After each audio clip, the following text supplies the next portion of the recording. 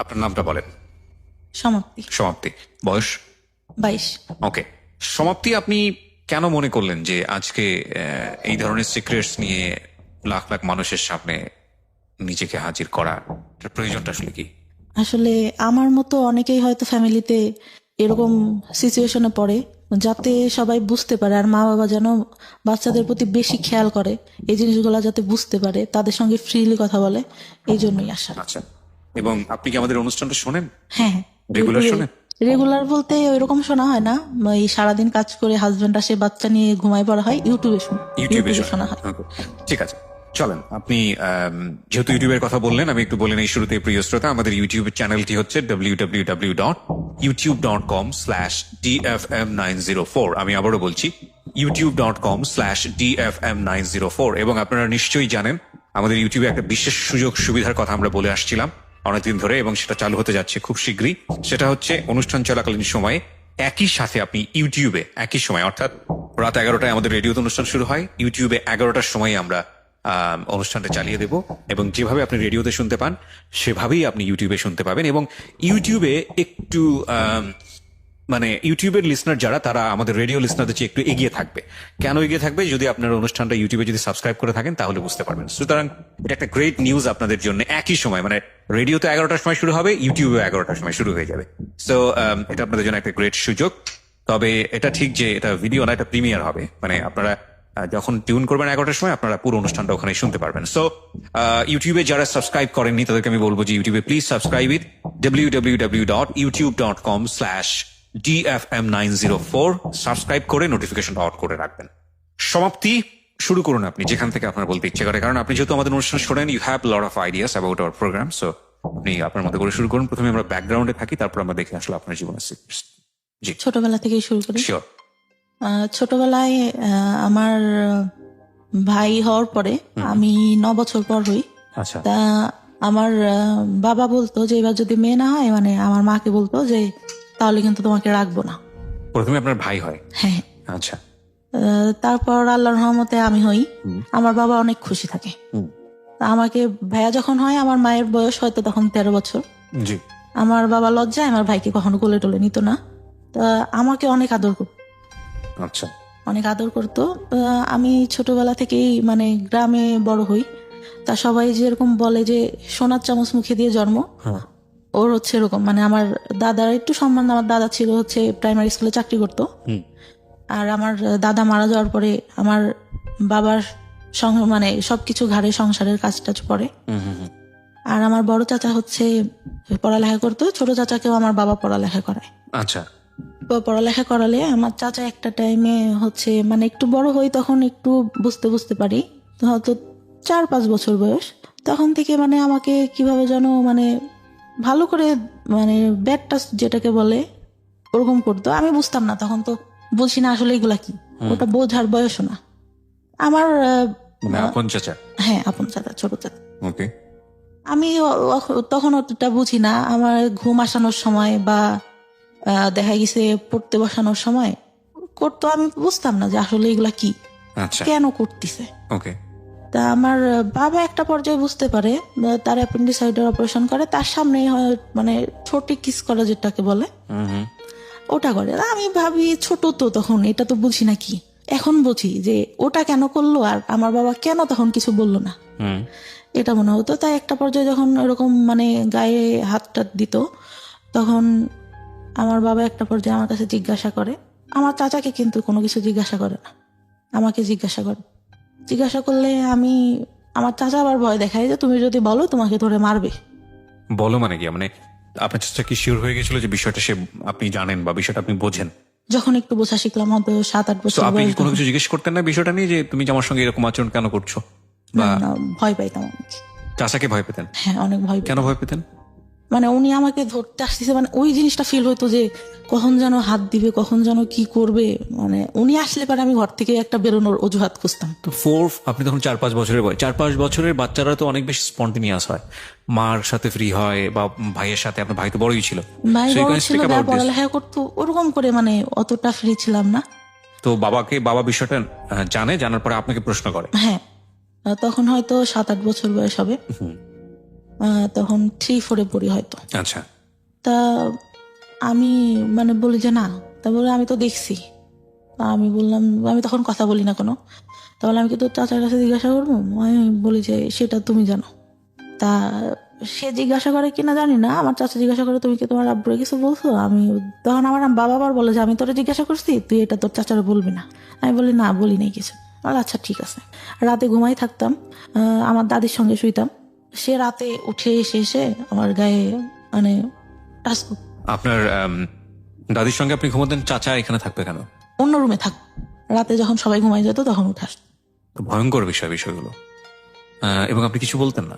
কি বলবো, কি মানে তখন তো এটা বুঝি না ভাই, শুধু টাচ করতো। তো বাট আপনার তো ভয় লাগা উচিত। মানে আমি জানি না, প্রশ্নগুলো আমার আসছে বলে আমি না, করছি। আমি অতটুকু বয়সে যতটুকু সোরা পড়তাম, যতটুকু যার কাছ থেকে শুনছি যে এই দোয়া পড়লে রাতে কোনো খারাপ কিছু হবে না বা কোনো কিছু কেউ করতে পারবে না, আমি ওইটা পড়ে ঘুমাতাম যে হয়তো আজকে কিছু হবে না, কিন্তু সেই জিনিসটাই হতো।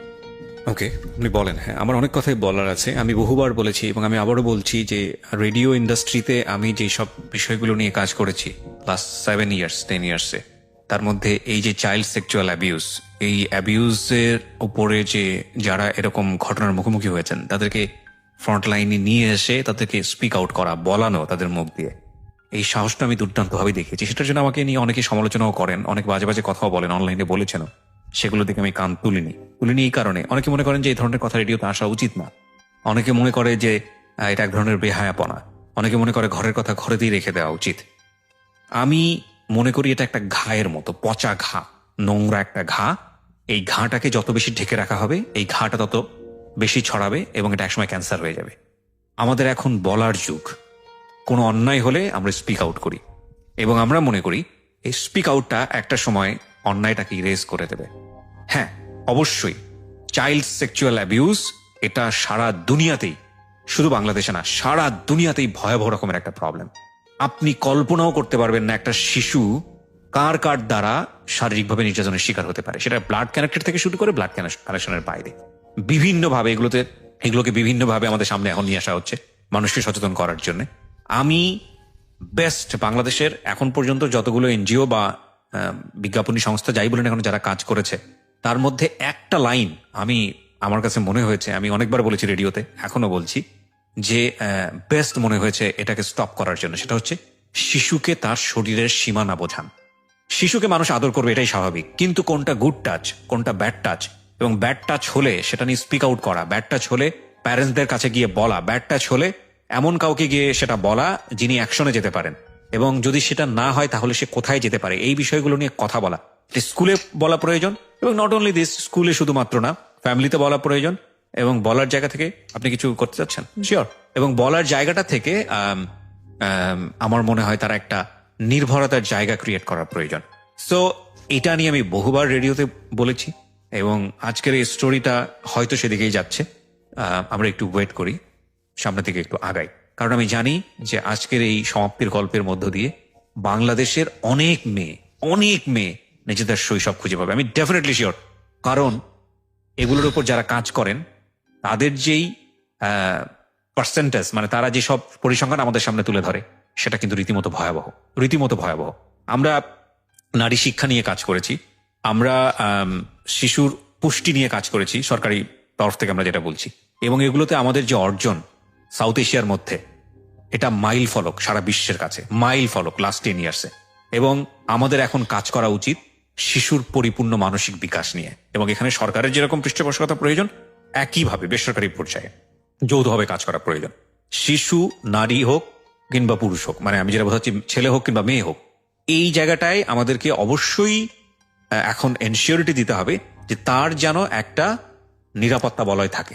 কারণ এটা যে কত ভয়ানক একটা ব্যাপার একটা শিশুর মানসিক বিকাশের জন্য, এটা যে তাকে কোথায় নিয়ে যেতে পারে আপনি চিন্তাও করতে পারবেন না।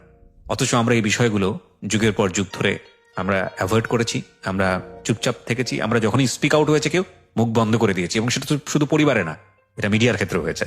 সো এই বিষয়গুলো নিয়ে আমি অনেক বেশি লাউড ছিলাম এবং সেজন্য অনেক ধরনের হ্যারাসমেন্টের মধ্যেও যেতে হয়েছে। ফাইন, ইস লেস ওকে, চেঞ্জ আনতে গেলে কিছু না কিছু হ্যারাসমেন্ট শিকার হতেও হয়। ওকে, বলুন তারপর আপনার যেখানে আপনি ছিলেন, যে চাচার বিষয়টা বলছিলেন, তারপর ওরকম হতে থাকে। আমি স্কুলে অনেক পড়ালেখা অনেক ভালো ছিলাম, আচ্ছা অনেক ভালো ছিলাম বলতে 2-3 রোলের মধ্যে সবসময় থাকতো। আচ্ছা, আমি একটা জিনিস যেটা বুঝলাম, আপনার বাবা বিষয়টা জানলো এবং সে বললো যে চাচাকে না বলতে, না বলতে, এবং আপনি সেটাই করলেন। হ্যাঁ। এবং আপনি ধারণা করেছিলেন বাবা যেহেতু বিষয়টা জানে সুতরাং এটার একটা প্রতিকার বা কোনো একটা হ্যাঁ। কিছু হবে, সেটা তখন হয়নি। না, ওকে, তারপর? পড়ালেখা অনেক ভালো থাকে, কিন্তু যখন মানে বুঝতে শিখলাম তখন পড়ালেখা থেকে মানে আমি কেমন যেন হয়ে যাই, মানে পড়ি কিন্তু আমি মানে সেরকম করে পড়ালেখা হচ্ছে না। আচ্ছা, মানে কনসেন্ট্রেশন যায় না নাকি আগ্রহ থাকে না, বা কোন কোথায় সমস্যা? পড়ালেখা করি কিন্তু টেনশন ভেতরে কাজ করে, ভালো লাগে না। সবাই যেরকম অন্য পাশে দেখতেছি, অন্য ছেলে মেয়েরা যেভাবে বড় হচ্ছে, ওদের লাইফে কোনো ঝামেলা নেই, আমার কেন এত সমস্যা, এটা মনে হতো। আর ক্লাস 5 থেকে ভালো রেজাল্ট হয়, তখন যখন 6-এ উঠি তখন থেকে পড়ালেখাটা ডাউন হতে থাকে আস্তে আস্তে। ওকে। আর তখন আমি রিলেশন বলতে আমার ফ্রেন্ডরা রিলেশন করতো ক্লাস 5-এ। তখন আমি বলি যে তোরা রিলেশন করি, এটা কেন, এতটুকু বয়সে মানুষ রিলেশন করে? তা একটা ছেলে আমাকে পছন্দ করতো, আমাদের থেকে উপরে পড়তো, আমার খালাতো ভাইদের সঙ্গে পড়তো। তা আমি বলি যে ওরা বলতো যে তোর এই ছেলেটার সঙ্গে রিলেশন করাই দিব। আচ্ছা, আমি বললাম আমি তো ওনাকে পছন্দ করি না, কেন রিলেশন করবো? আমার খালাতো ভাইয়ের সঙ্গে আমার একটা বান্ধবী রিলেশন করতো, ওরা সবসময় খেপাইতো আমাকে। তা আমি বলতাম যে না, আমি কখনো করবো না। ওরকম বলতে বলতে আমি বললাম যে আমার একটা ভাইয়ের সঙ্গে সম্পর্ক আছে, মিথ্যা কথা যেটা বলি যে সম্পর্ক আছে। পরে বলতে বলতে মানে ওই ভাইয়াটা থাকতো ওর মামার বাড়িতে, তা একটা সময় ভালো লেগে যায়। ওই সময় তো ভাইয়া বুঝি না যে রিলেশনটা কি জিনিস। ওই ছবিতে দেখতাম পছন্দ করতেছে, দেখা হচ্ছে, কথা বলছে, এটাই। আচ্ছা। পরে কিন্তু তার মধ্যেও কিন্তু কন্টিনিউ আমার চাচা যখন বাড়িতে আসতো, তার মধ্যে একটা কথা ভুলে গেছি, আমার চাচা মানে মেন্টালি সমস্যা হয়। আচ্ছা। মানে আমার চাচিকে বিয়ে করার জন্য, আমার চাচি যে বিয়ে করবে এটার জন্য। তারপরে ডাক্তারের কাছে নিয়ে যায়, ডাক্তার বলে যে ও পাগল টাগল কিছুই হয় নাই, বিয়ে দিয়ে দেন, ঠিক হয়ে যাবে, যেটা বলতেছে সেটা করেন, শুধু শুধু কেন টাকা ঢালতেছেন। আচ্ছা।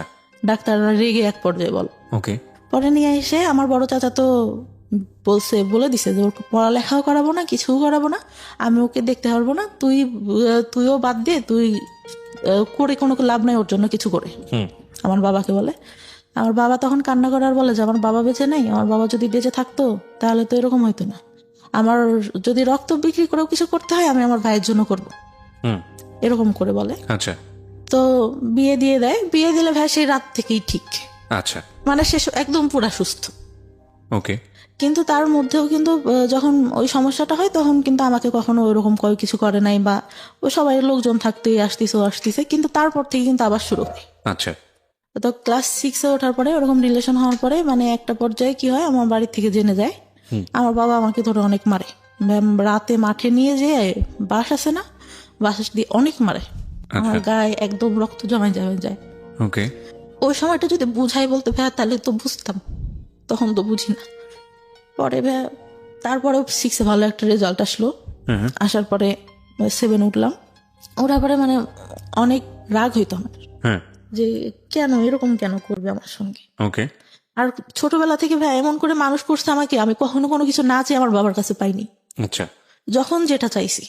পরে কি হয়, যখন একটু মানে 8-এ উঠলাম, JSC-তে অনেক খারাপ রেজাল্ট হয়, JSC-তে রেজাল্ট খারাপ হলো, তারপর থেকে যে রিলেশন করতাম ওইটা থেকে আমার বাবার একটু রাগ। আর বাবার কথা কি বলবো, মানে বাবা তো বাবাই, জন্ম দিচ্ছে, মা বাবাই হয়। তো তখন থেকে তো আমার একটা ছেলের সাথে সম্পর্ক হয়, আমার মামা থাকে একটা, তিনি ডাক্তার ছিলেন, তার বোন, মানে দূর সম্পর্কে। আমার মা আর বাবার বাসা কাছাকাছি, ওই খালাতো ভাইটার সাথে সম্পর্ক ছিল। আমি তখন মানে ওইটা বলতে গেলে বলা যায় যে ফার্স্ট লাভ ছিল, ক্লাস 9 থেকে। আচ্ছা। তো আমি অনেক মানে ওনার ইমোশনাল হয়ে যাই, ওই বয়সে যেটা হওয়ার কথা। আচ্ছা।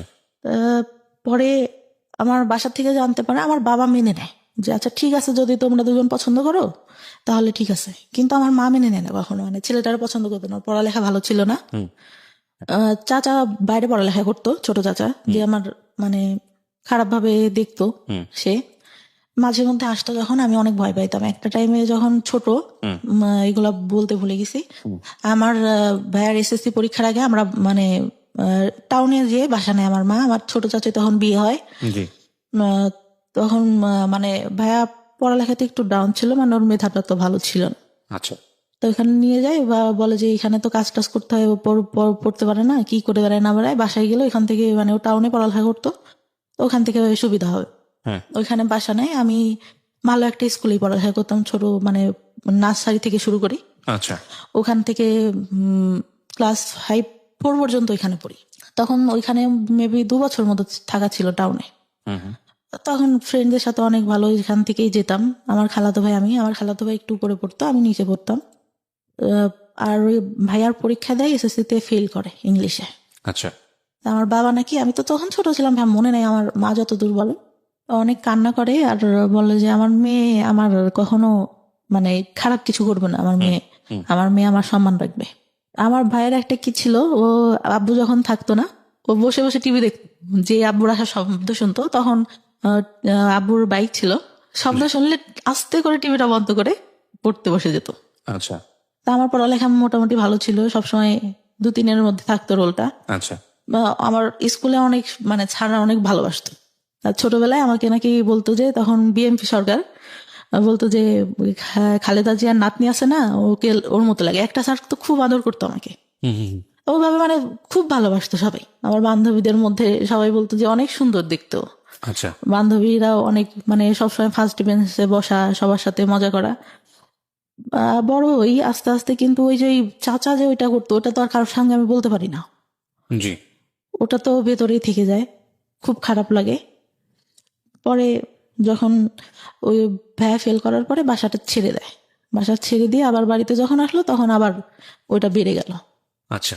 বেড়ে গেল বলতে পরে যে বাবা একটা টাইমে দেখতে পারে, কিন্তু আমার বাবা কিন্তু একটা বারো আমার চাচার কাছে জিজ্ঞাসা করে নাই যে ও তো তোর মেয়ের মতো, তুই কেন এগুলা করিস। সে তো তাকে বলবে, আমি তো ছোট, আমি তখন ভাই বুঝি না, আমাকে এটা জিজ্ঞাসা করে আর আমাকে নিষেধ করলে বা আমি কি করতাম। আমি যে রুমে থাকতাম তার পাশের রুমে আমার চাচা থাকতো, আমার চাচি তার কাছে আসে শুয়ে, কিন্তু সে রাতে ঘুমাই গেলে উঠে ঠিক আমার এখানে আসবে। ভাইয়া অনেক কান্না করতাম, বিশ্বাস করবেন না, আর চুল টানতাম, হাতে কাটতাম, করতাম, খুব যখন খারাপ লাগতো নিজের গায়ে নিজে খামচাতাম, অনেক কষ্ট হইতো। তার তখন পড়ালেখা মানে অঙ্কটা আমি খুব খারাপ পারতাম, অঙ্কটা ভালো হতো না। আমার চাচা পড়াইতে বসানোর মধ্যে আমার মা তো ভাবতেছে যে মনে হয় পড়াচ্ছি, পড়তে বসায় ভাইয়া মানে সবসময় হাত গায়ে দিতেই থাকতো। আপনার চাচা? জি। পড়ার পরে চাচার পড়ালেখা শেষ হয়, তখন আমি ক্লাস 5-এ আমার চাচার পড়ালেখা শেষ হয়ে উনি একটা জব পাই টাউনে, আমরা যেখানে থাকতাম সেখানে, সরকারি ইয়াতে দিলে, ওটা বেতন বেশি ছিল না। চাচার সঙ্গে আমার আবার গার্লস স্কুলে ভর্তি করে দেয়। ওই সময় যে বললাম না একটা ছেলের সাথে সম্পর্ক, এটা জানার পর আমার গার্লস স্কুলে দিয়ে দেয়। জি। গার্লস স্কুলে দিয়ে দিলে ওই ছেলেটার সঙ্গে আমি আর পরে কথাটা তো বলি না, নিজের থেকেই বাদ দিয়ে দিই যে মারতিছে আমাকে ধরে, মার খাবো আর কি পড়ালেখা হচ্ছে না, বাদ দিয়ে দিলাম। পরে 6-এ ওইখানে আমার চাচাই সঙ্গে করে নিয়ে যেত। আচ্ছা। নিয়ে যেত, স্কুল শেষে খালার বাসায় আসতাম, আমার খালার বাসা ওইখানে ছিল। আসলে দেখা যেত আমার চাচার অফিস বিকালে শেষ হইতো, যাইতে যাইতে দেখা গেছে বাড়ি যাইতে তখন ইটের রাস্তা ছিল, দেখা গেছে যে 20-25 মিনিট লেগে যেত আমার বাড়ি যেতে। অন্ধকার হয়ে গেলে ভাই সে গাড়িতে বসে দেখা যাচ্ছে আমার গায়ে হাত। মানে কন্টিনিউ একটা ভয়ঙ্কর রকমের একটা মানুষ আপনাকে, মানে আপনার কাছে তো এরকমই মুহূর্ত হওয়ার কথা, যে মানুষটাকে আমি এত বেশি অপছন্দ করি, সে মানুষটা আমার পাশে পাশে কন্টিনিউয়াসলি এটা করছে, এবং আপনি সেটাকে মুখ বন্ধ করে মানে একজনের শাই ফিল হোক বা যেটার কারণেই হোক, আপনি কাউকে স্পিক আউট করছেন না, কাউকে বলছেন না? কাউকে না। আচ্ছা। কাউকে না। ক্লাস 9 থেকে এটা অনেকের মানে কিছু কিছু কেউ জানে, তার আগ পর্যন্ত আমি কাউকে কিছু বলিনি, কাউকে না। পরে ওইভাবে যেতে থাকলাম, একটা বছর গার্লস স্কুলে পড়া হয় আমার চাচা, তারপর ওইখান থেকে চাকরিটা ছেড়ে দিয়ে মানে বেতন কম ছিল দেখে সুগার মিলে চাকরি নেয়, তখন সে ওইখানে চলে যায়। আচ্ছা। পরে ওইখানে গিয়ে আমার চাচিকেও নিয়ে যায়, পরে তো ওইখান থেকে ভাইয়া বাঁচলাম। আচ্ছা। মনে হলো যে না, কিন্তু আমি যে রিলেশন করতাম আমার মনে হইতো যে ভাইয়া আমি এখান থেকে বেরোতে পারলে বাঁচি, এই ছেলেটার সঙ্গে রিলেশন করতেছি, ও যদি আমাকে নিয়ে যায় আমার তো এখানে থাকতে হবে না। সবসময় এটা মনে হতো যে আমি এই ফ্যামিলিতে কেন থাকবো। আচ্ছা। আর আমি ভাবতাম যে এরকম ফ্যামিলি মানুষের হয়, আরো তো আশেপাশে আমার বান্ধবীরা আছে, ওরাও তো কত ভালো, কতই, খুব খারাপ লাগতো। আর একটা আমার বাবা ছোটবেলায় স্কুলে যাইতাম, ফার্স্টে হয়তো দিত, তখন 2 টাকা 5 টাকা অনেক কিছু পাওয়া যাইতো ভাইয়া। তাই কি হয়, আমার বান্ধবীরা একটু ভালো ফ্যামিলি ছিল, আমার বাবা মানে আমাদেরও ভালো ফ্যামিলি, কিন্তু আব্বু ভাবে টাকা দিতে চাইতো না। আমি কি করি, আব্বুর পকেট থেকে টাকা নিই, মনে হয় 6 টাকা না কয় টাকা, সেটা আচ্ছা। নিয়ে আমার আব্বু মানে দেখে ঘুমের ঘরে, আমার ছোট খালাকে বলে। তো আমি সেদিন অনেক কান্না করি, স্কুলে যাই না, যে আমি তো বেশি টাকা নিই নি, আর আমার হয়তো এটা ভুল ছিল ভাইয়া। হুম হুম হুম। আর ওরা যখন ইয়া করতো না, মানে সবাই খাচ্ছে এটা ওইটা, আমি তো নিতে পারতেছি না, ওইটা অনেক খারাপ লাগতো। কিন্তু টিফিন দিয়ে দিত, টিফিনের পরেও যে দোকান টোকান আসতো সবাই নিত, খারাপ লাগতো অনেক। আচ্ছা। আমার চাচা কি করতো, ওই গায়ে হাত দিত, এটা করতো এটা করতো, টাকা দিত হাতে, ধরো বাসা স্কুলে যে এটা খেয়ে ওইটা খেও।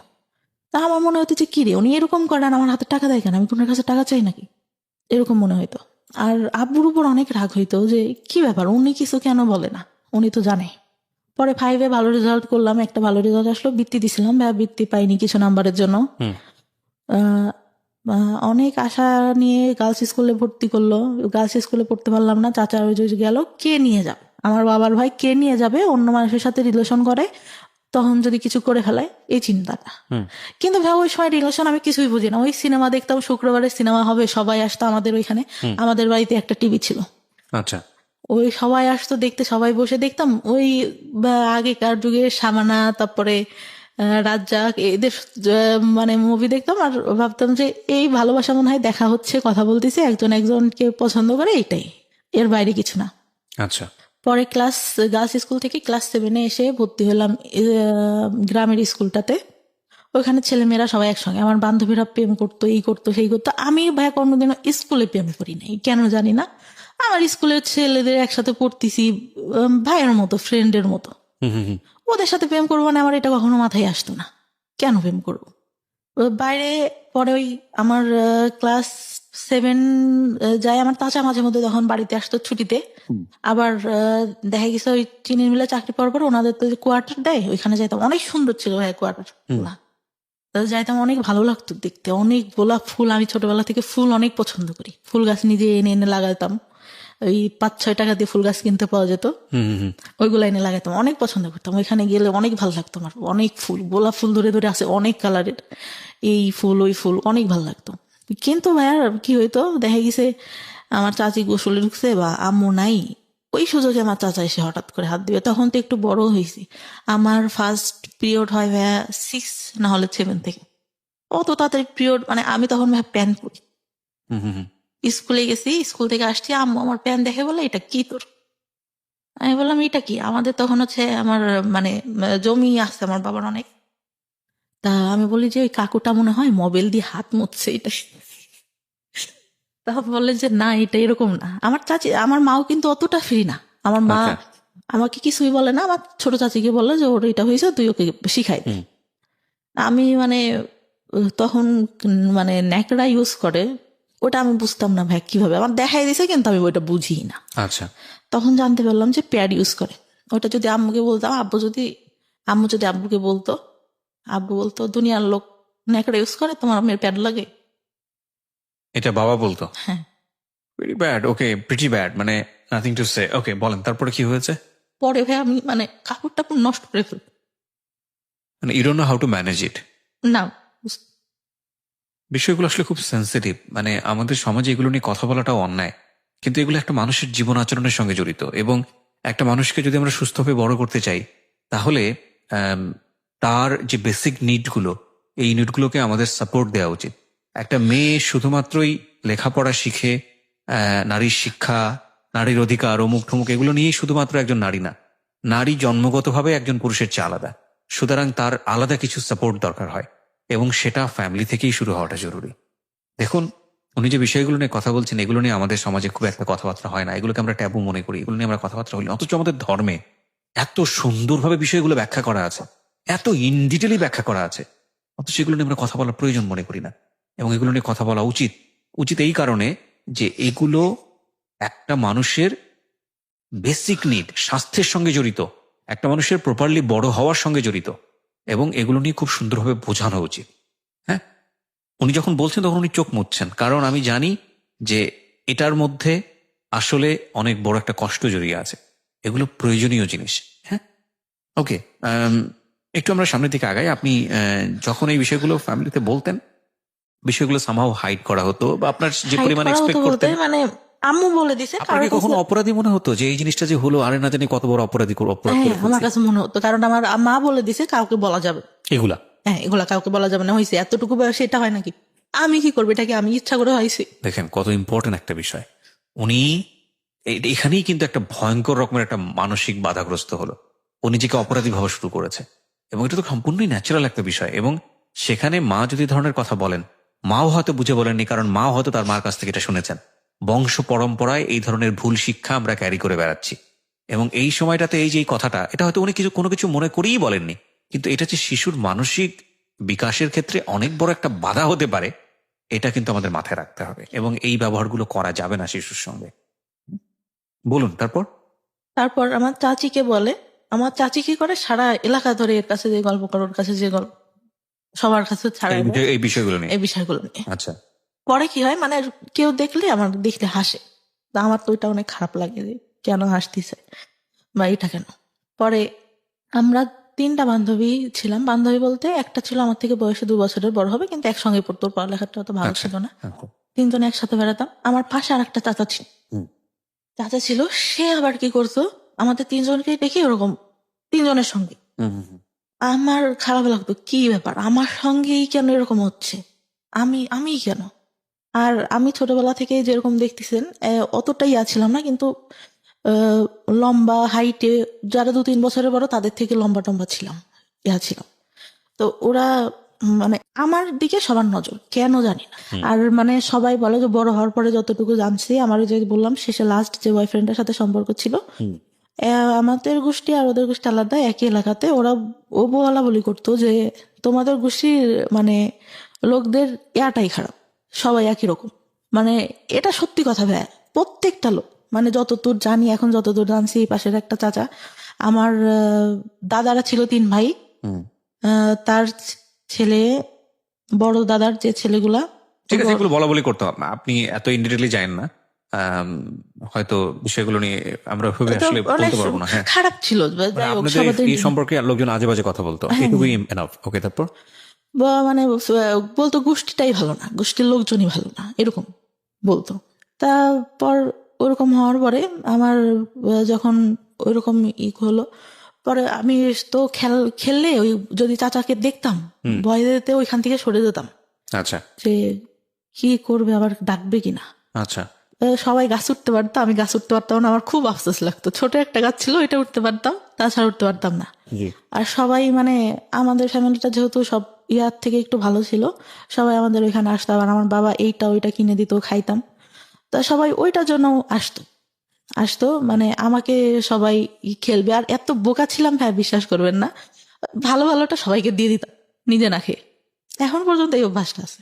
তা যখন 6 থেকে গার্লস স্কুল থেকে 7 আবার এখানে এসে ভর্তি হলাম, বান্ধবীরা প্রেম করে, এই করে সেই করে, আমার খুব খারাপ লাগে, স্কুলে কেন এটা করবো। আবার স্যাররা দেখা যাচ্ছে ওইটা নিয়ে খারাপ খারাপ কথা বলতিছে, খারাপ লাগে। তারপরে আমি স্কুলে যাই, যখন পিরিয়ড হইতো তখন স্কুলে যাইতাম না ভাইয়া, কারণ আমি ক্যারি করতে পারি না ওইটা, আমি কাপড় নোংরা করে ফেলতেছি। আচ্ছা, এই সময় আপনার মা আপনাকে কোনো সাপোর্ট দিত না? না, মা টাকা পাবে কোত্থেকে, মা ওই যে হাঁস মুরগি একটু পালতো, ওইটা দিয়ে দেখা গেছে এইটা ওইটা করতেছে সংসারে। আমার বাবা কেমন ছিল, এই বাজার করতেছে, এই করতেছে, লোকজন আসতেছে, আহামরি কেনা কিনতেছে, কিন্তু সংসারে কি দরকার হইলো, ওটা নিয়ে তো আর কোনো মাথা ব্যথা নেই। তখন স্কুলে যাইতাম না, তখন আমার মায়ের উপর আমার বাবা অনেক গালাগালি করতো যে কি পড়ালেখা করে না, স্কুলে যায় না, এই বছরে কয়দিন স্কুলে যায়, কয়দিন যায় না।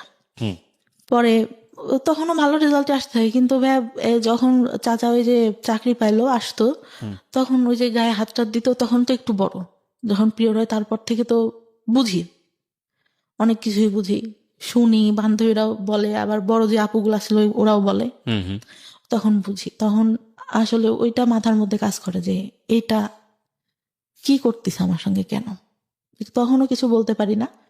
8 থেকে রেজাল্ট খারাপ হলো, চাচারা তো ওই যে মাঝে মধ্যে আসতো।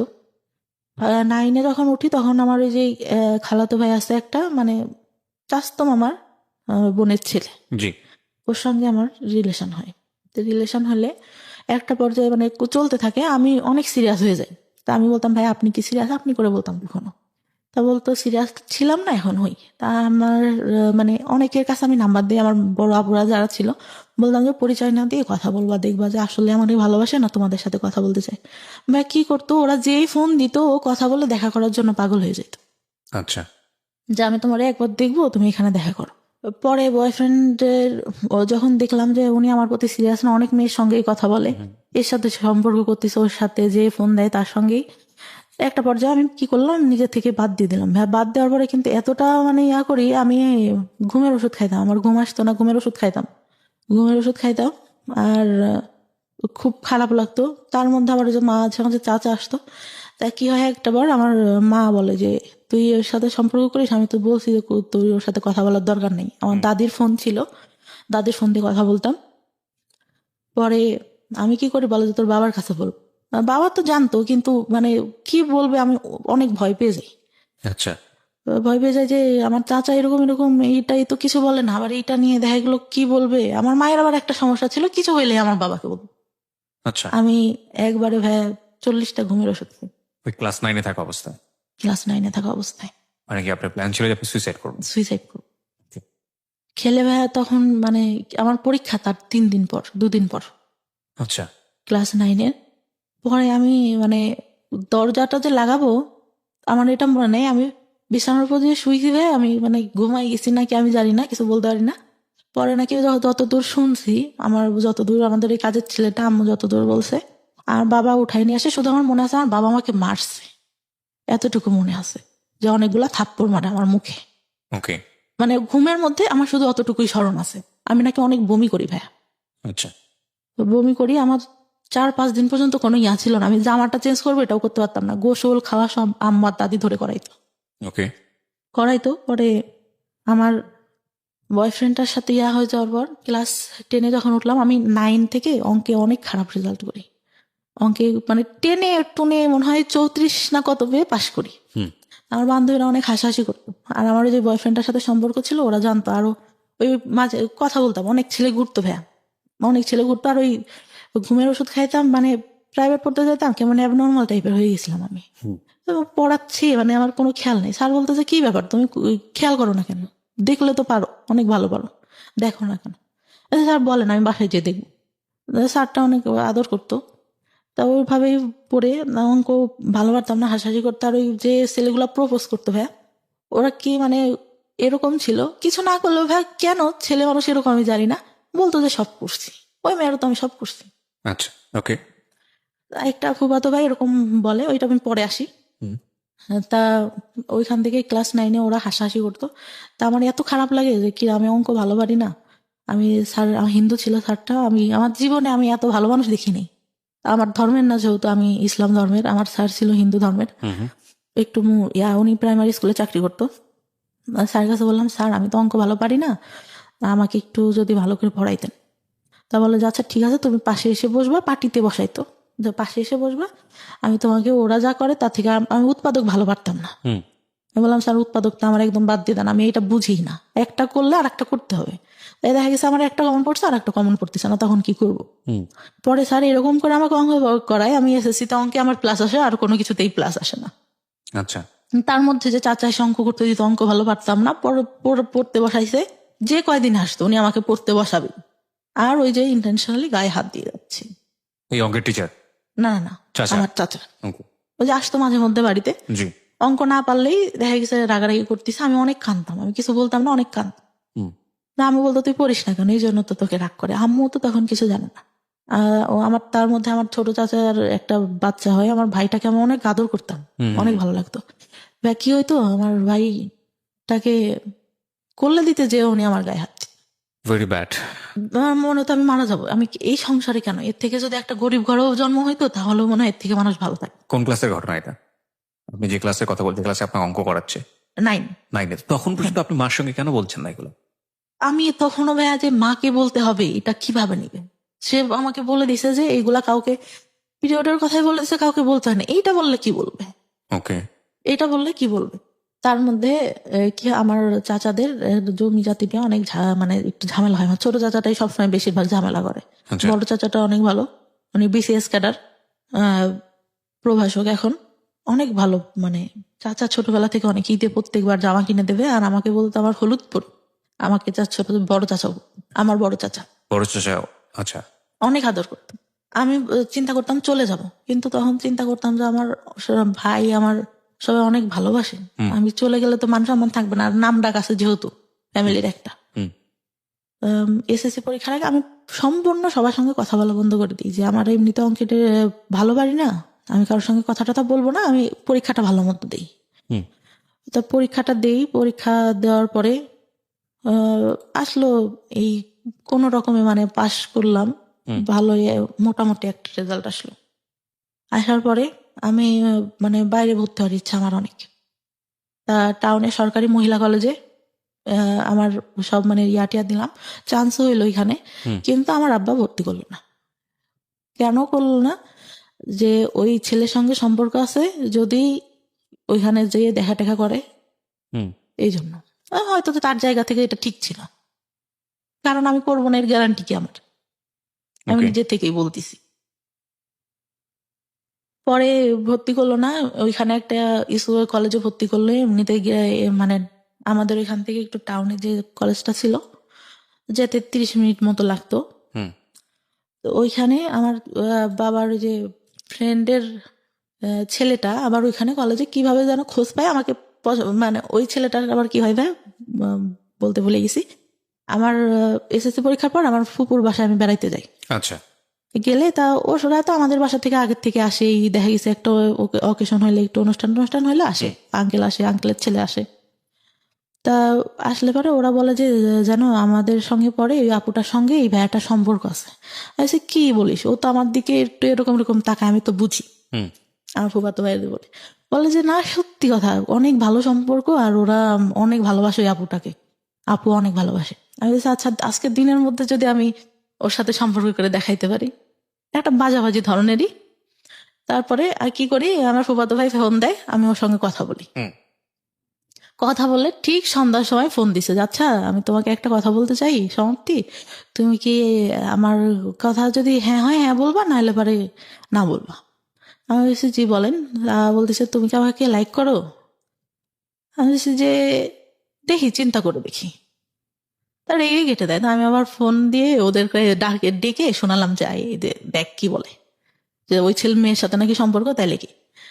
পরে বলতেছে যে, আমি বলতেছি হ্যাঁ পছন্দ করি, আপনি আচ্ছা I think I love you, ও বলে আমাকে আচ্ছা ঠিক আছে আই লাভ ইউ টু, কিন্তু আমি তো মানে ওরকম করে না। তো ওরা যে আবার কি করে, ওই মেয়েটাকে ভেবে বলে দেয় যে আপনি যার সাথে সম্পর্ক করেন ওই ছেলেটাতে এই হয়েছে। আমি কিন্তু ওকে আমি আমি বলছি তুই কিন্তু বলবি না, একটা মেয়ে কষ্ট পাবে, আমার যতটুকু মানে মাথার মধ্যে আছে, ও কষ্ট পাবে শুনলে। যাই হোক ছেলেটা ভালো না, আমি যতটুকু জানতাম। পরে কলেজে ওঠার পরে, কলেজে যখন ভর্তি হইলাম, ওই ছেলেটা কোত্থেকে খোঁজ পাই জানি না, ও প্রত্যেকদিন এসে কি করতো, একটা রুমে 2টা দরজা ছিল, ছেলে দাঁড়া করার একটা 4টা, নেশা করতো ভাই প্রচুর পরিমাণে। একটা পর্যায়ে ওর বাবা হচ্ছে মানে টাকা পয়সা দেওয়া বন্ধ করে দেয়। ওর পুরা মানে আমার সাথে দেখা করার যে আব্বু টাকা টাকা দিত, আমার কাছে থাকতো, এতটুকু ধারণা তো আছে। ও ব্যাগের থেকে টাকা নিয়ে নিত, হাত দিয়ে জোর করে নিয়ে এরকম করতো। একদিন যখন তখন যেখানে সেখানে ডাকতো, আমি আবার ভাই অনেক ভয় পাইতাম, যে বাবার একটা সম্মান আছে, বাবার টাউনে দোকান ছিল একটা, ব্যবসা করতে যেহেতু উনি। তা একদিন ডাকে একটা মার্কেটের উপরে, ওখানে একটা ব্যাংক থাকে, এই পাশে আমরা কথা বলতেছি, চেনা জানা একটা লোকই দোকানে, ওই দোকান থেকে সবকিছু নিতাম। আর আমার এমন ছিল, টাউনের সব দোকানে বলা ছিল যে আমার মেয়ে যদি কিছু এসে নিতে চায় আপনারা দিয়ে দিবেন, টাকা চাবেন না কখনো, যা লাগে আমি দিয়ে দেবো। আমার ছিল, আমি দোকানে গেলে একটা জিনিস পছন্দ হইলে না নিলাম, আর কেন রাতে ঘুম আসতো না। আচ্ছা। তা ওই আঙ্কেলটা আবার আমার খালুর দোকান ছিল ওখানে একটা, আমার খালুকে বল যে এরকম দেখা করছে ভাই, এত বাজে করে উপস্থাপন করে দেখা করাটা আমার বাবা নিতে পারে না। এত বড় একটা লাঠি নিয়ে আমার মারার জন্য বসে আছে। রাতে ডাকছে, আমার মা সহ গেছে, আমার মা পাশে বসা, আম্মু বলছে যা সত্যি তাই বল। আমি মামার কাছে যেগুলো জিজ্ঞাসা করে আমি বলি যে না এরকম তো কিছুই হয়নি। পরে আব্বু বুঝতে পারে যে মিথ্যা সত্য কথা, মানুষের কথা শুনলে বুঝতে পারে, তো কিছু বলে না, বলে আচ্ছা ঠিক আছে। তো ওনারা আবার এরকম বলে যে আপনার মেয়েকে বিয়ে দিয়ে দেন, নাহলে কিন্তু এই ছেলে অনেক প্রবলেম করবে, তাই বলে। তারপরে ইন্টার ফার্স্ট ইয়ারও তো তখন এসএসসি পরে ভর্তি হয়েছি। ইন্টার ফার্স্ট ইয়ার পরীক্ষার কিছুদিন আগে আমাকে একটা ছেলে দেখতে আসে। ছোটবেলা থেকেই চিনি, কিন্তু এভাবেও জানি না যে আমাদের এলাকায় বাসা, এটা জানি কার ভাই কার ছেলে এটাও জানি না। আমার আবার কেমন ছিল যে আমি কোথাও যেতে গেলে আব্বুর কাছে শুনতে হবে, আর বাইরে অত বেরোনোর কোনো ইয়া ছিল না আমাদের। আমি এলাকার মধ্যে আমাদের গোষ্ঠীতেও অনেকের নাম জানি, চিনি, একজনের মুখে চিনি, একজনের নাম জানি, এরকম অনেকে চিনিও না। তো কারণ গোষ্ঠীটা তো অনেক ছাড়ানো চিটানো, এক জায়গায় তো সীমাবদ্ধ না। তা ওই মানে শাড়ি পরিয়ে ওইটা দেখে নাকি ওর অনেক ভালো লাগে। পরে আমাকে আমার ভাইয়ের বিয়েতে তো যে মানে আমাদের বিয়ের পরে আবার দেখা যায় যে যেতে হয় বউয়ের বাড়িতে, মানে আমার ভাবির বাড়িতে যেতে হবে। তো আমার ভাই বলে যে তুই চল, আর আমার মামাতো বোনের কথা বলে যে ও চল।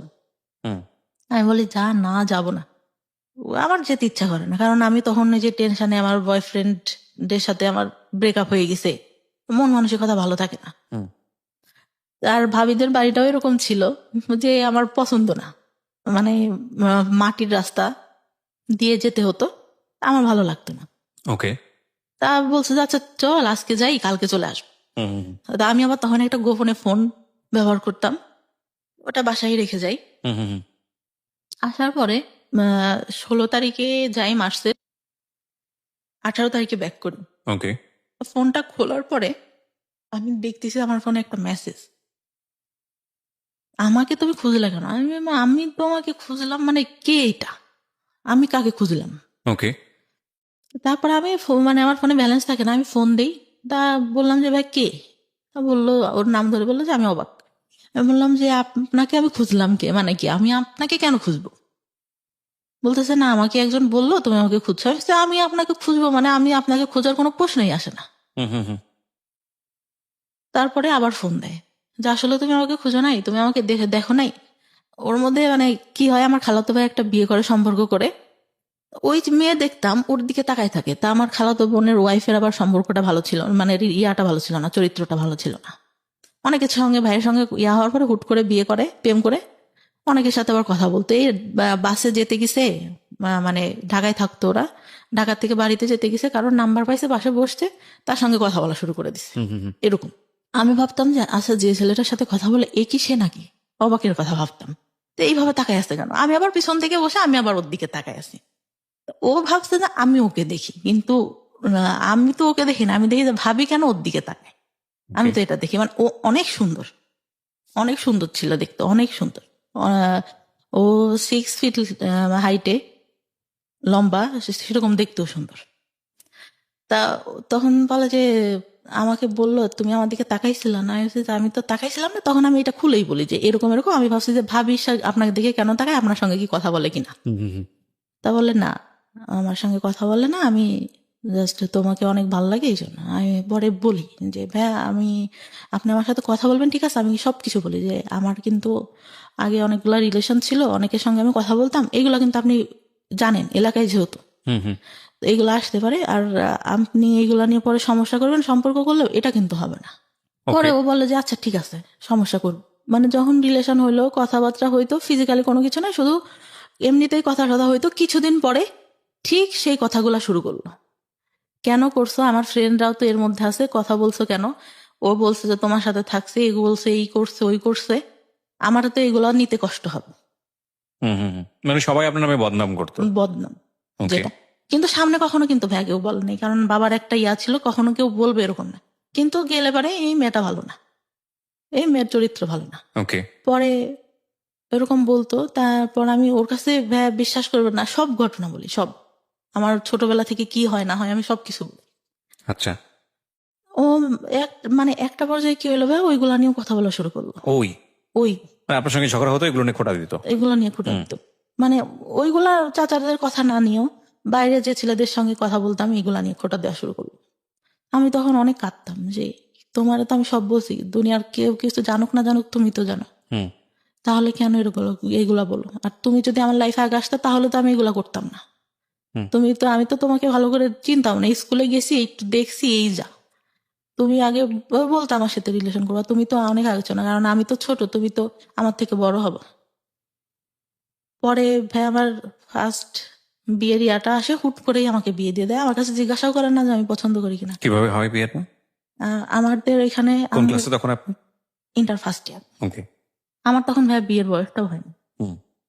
মানে আমার মাকে এসে একজন বলতো যে মানে সে হচ্ছে মুরগি দিয়ে যেত আমাদের বাসায়। বলে যে আপনার মেয়েটা তো অনেক সুন্দর, ছেলেটা অনেক সুন্দর, বাইং হাউসে চাকরি করে, আপনার মেয়েকে বিয়ে দিয়ে দিই। তা আমি বলে যে এর খোঁজ খবর না নিয়ে আর আমি এগুলা জানি না, ওর বাবা শুনলে রাগ করবে। তা আব্বুকে বলে, আম্মু হয়তো কোনোভাবে কনভিন্স করে বললে আম্মু আমার ভাইয়াকে পাঠায়। ভাইয়ারা ঈদের মধ্যে মানে বিয়ের পরে ভাইয়া বাসাতেই থাকে, ভাইয়া চাকরি একটা করতো সেটা আবার ছেড়ে দেয়। পরে ভাইয়া যায়, যে কি করে ওকে বলে যে আশেপাশ থেকে খোঁজ নিতে, ও কি করে ওই বাসায় ঢুকে যায়। পরে ছেলের ছোট ভাইয়ের কাছ থেকে সবকিছু দেখে, তাদের বাড়ি টাড়ি দেখে অনেক মানে টাইস করা ইয়া করা, ফুল ওয়াল উপরে টিন শিট, তার মধ্যে টাইস করা ইয়াটিয়া অনেক ভালো, ভাইয়া পছন্দ করে। তার ছেলে আসে দেখতে, তার একদিন না দুদিন পরে। ভাই আমি তো ছেলে মানুষকে তাকায় দেখবো, লজ্জার একটা ব্যাপার।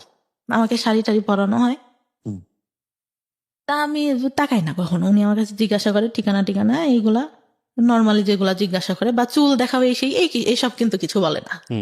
এমনি নাম টাম জিজ্ঞাসা করলো, ইয়া করলো, অনেক পছন্দ হয়েছে।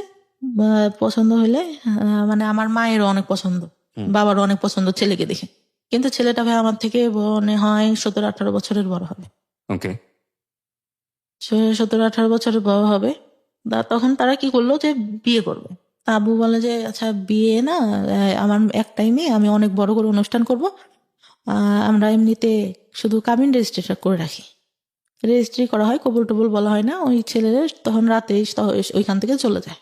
আমি অনেক কান্না করি ভাই, আমি তখন বলতে পারি না যে এই ছেলের সাথে আমার সম্পর্ক আছে, আমি একে ছাড়া থাকতে পারবো না। পরে তার মধ্যেও আমার যে চাচা আসে, ছোট চাচা আসে, ঈদে আসে, এই আসে সেই আসে, কন্টিনিউ এটা চলতে থাকে। আচ্ছা।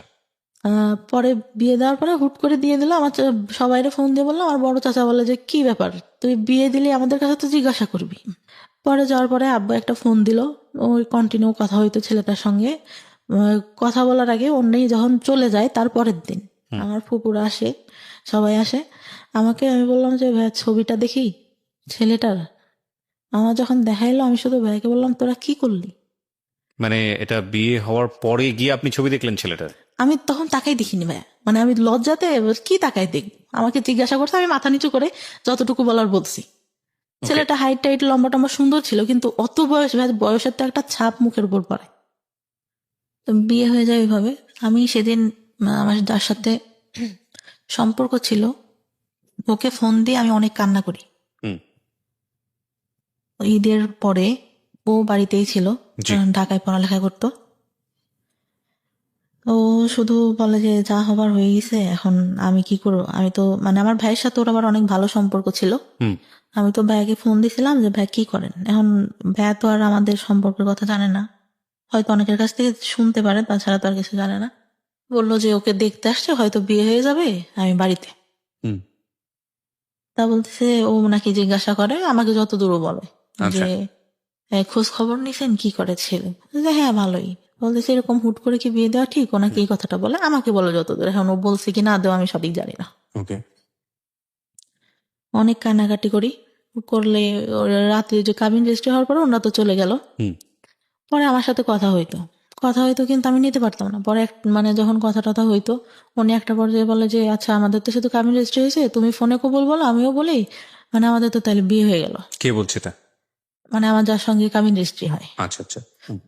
আমি বলতেছি কেন বলবো, যখন কাবিন মানে কবুল বলতে হবে তখন তো বলবোই, তখন তো সবাই থাকবে। ফোনে বলে শুধু শুধু কি দরকার, কাবিন রেজিস্ট্রি তো হয়েছি।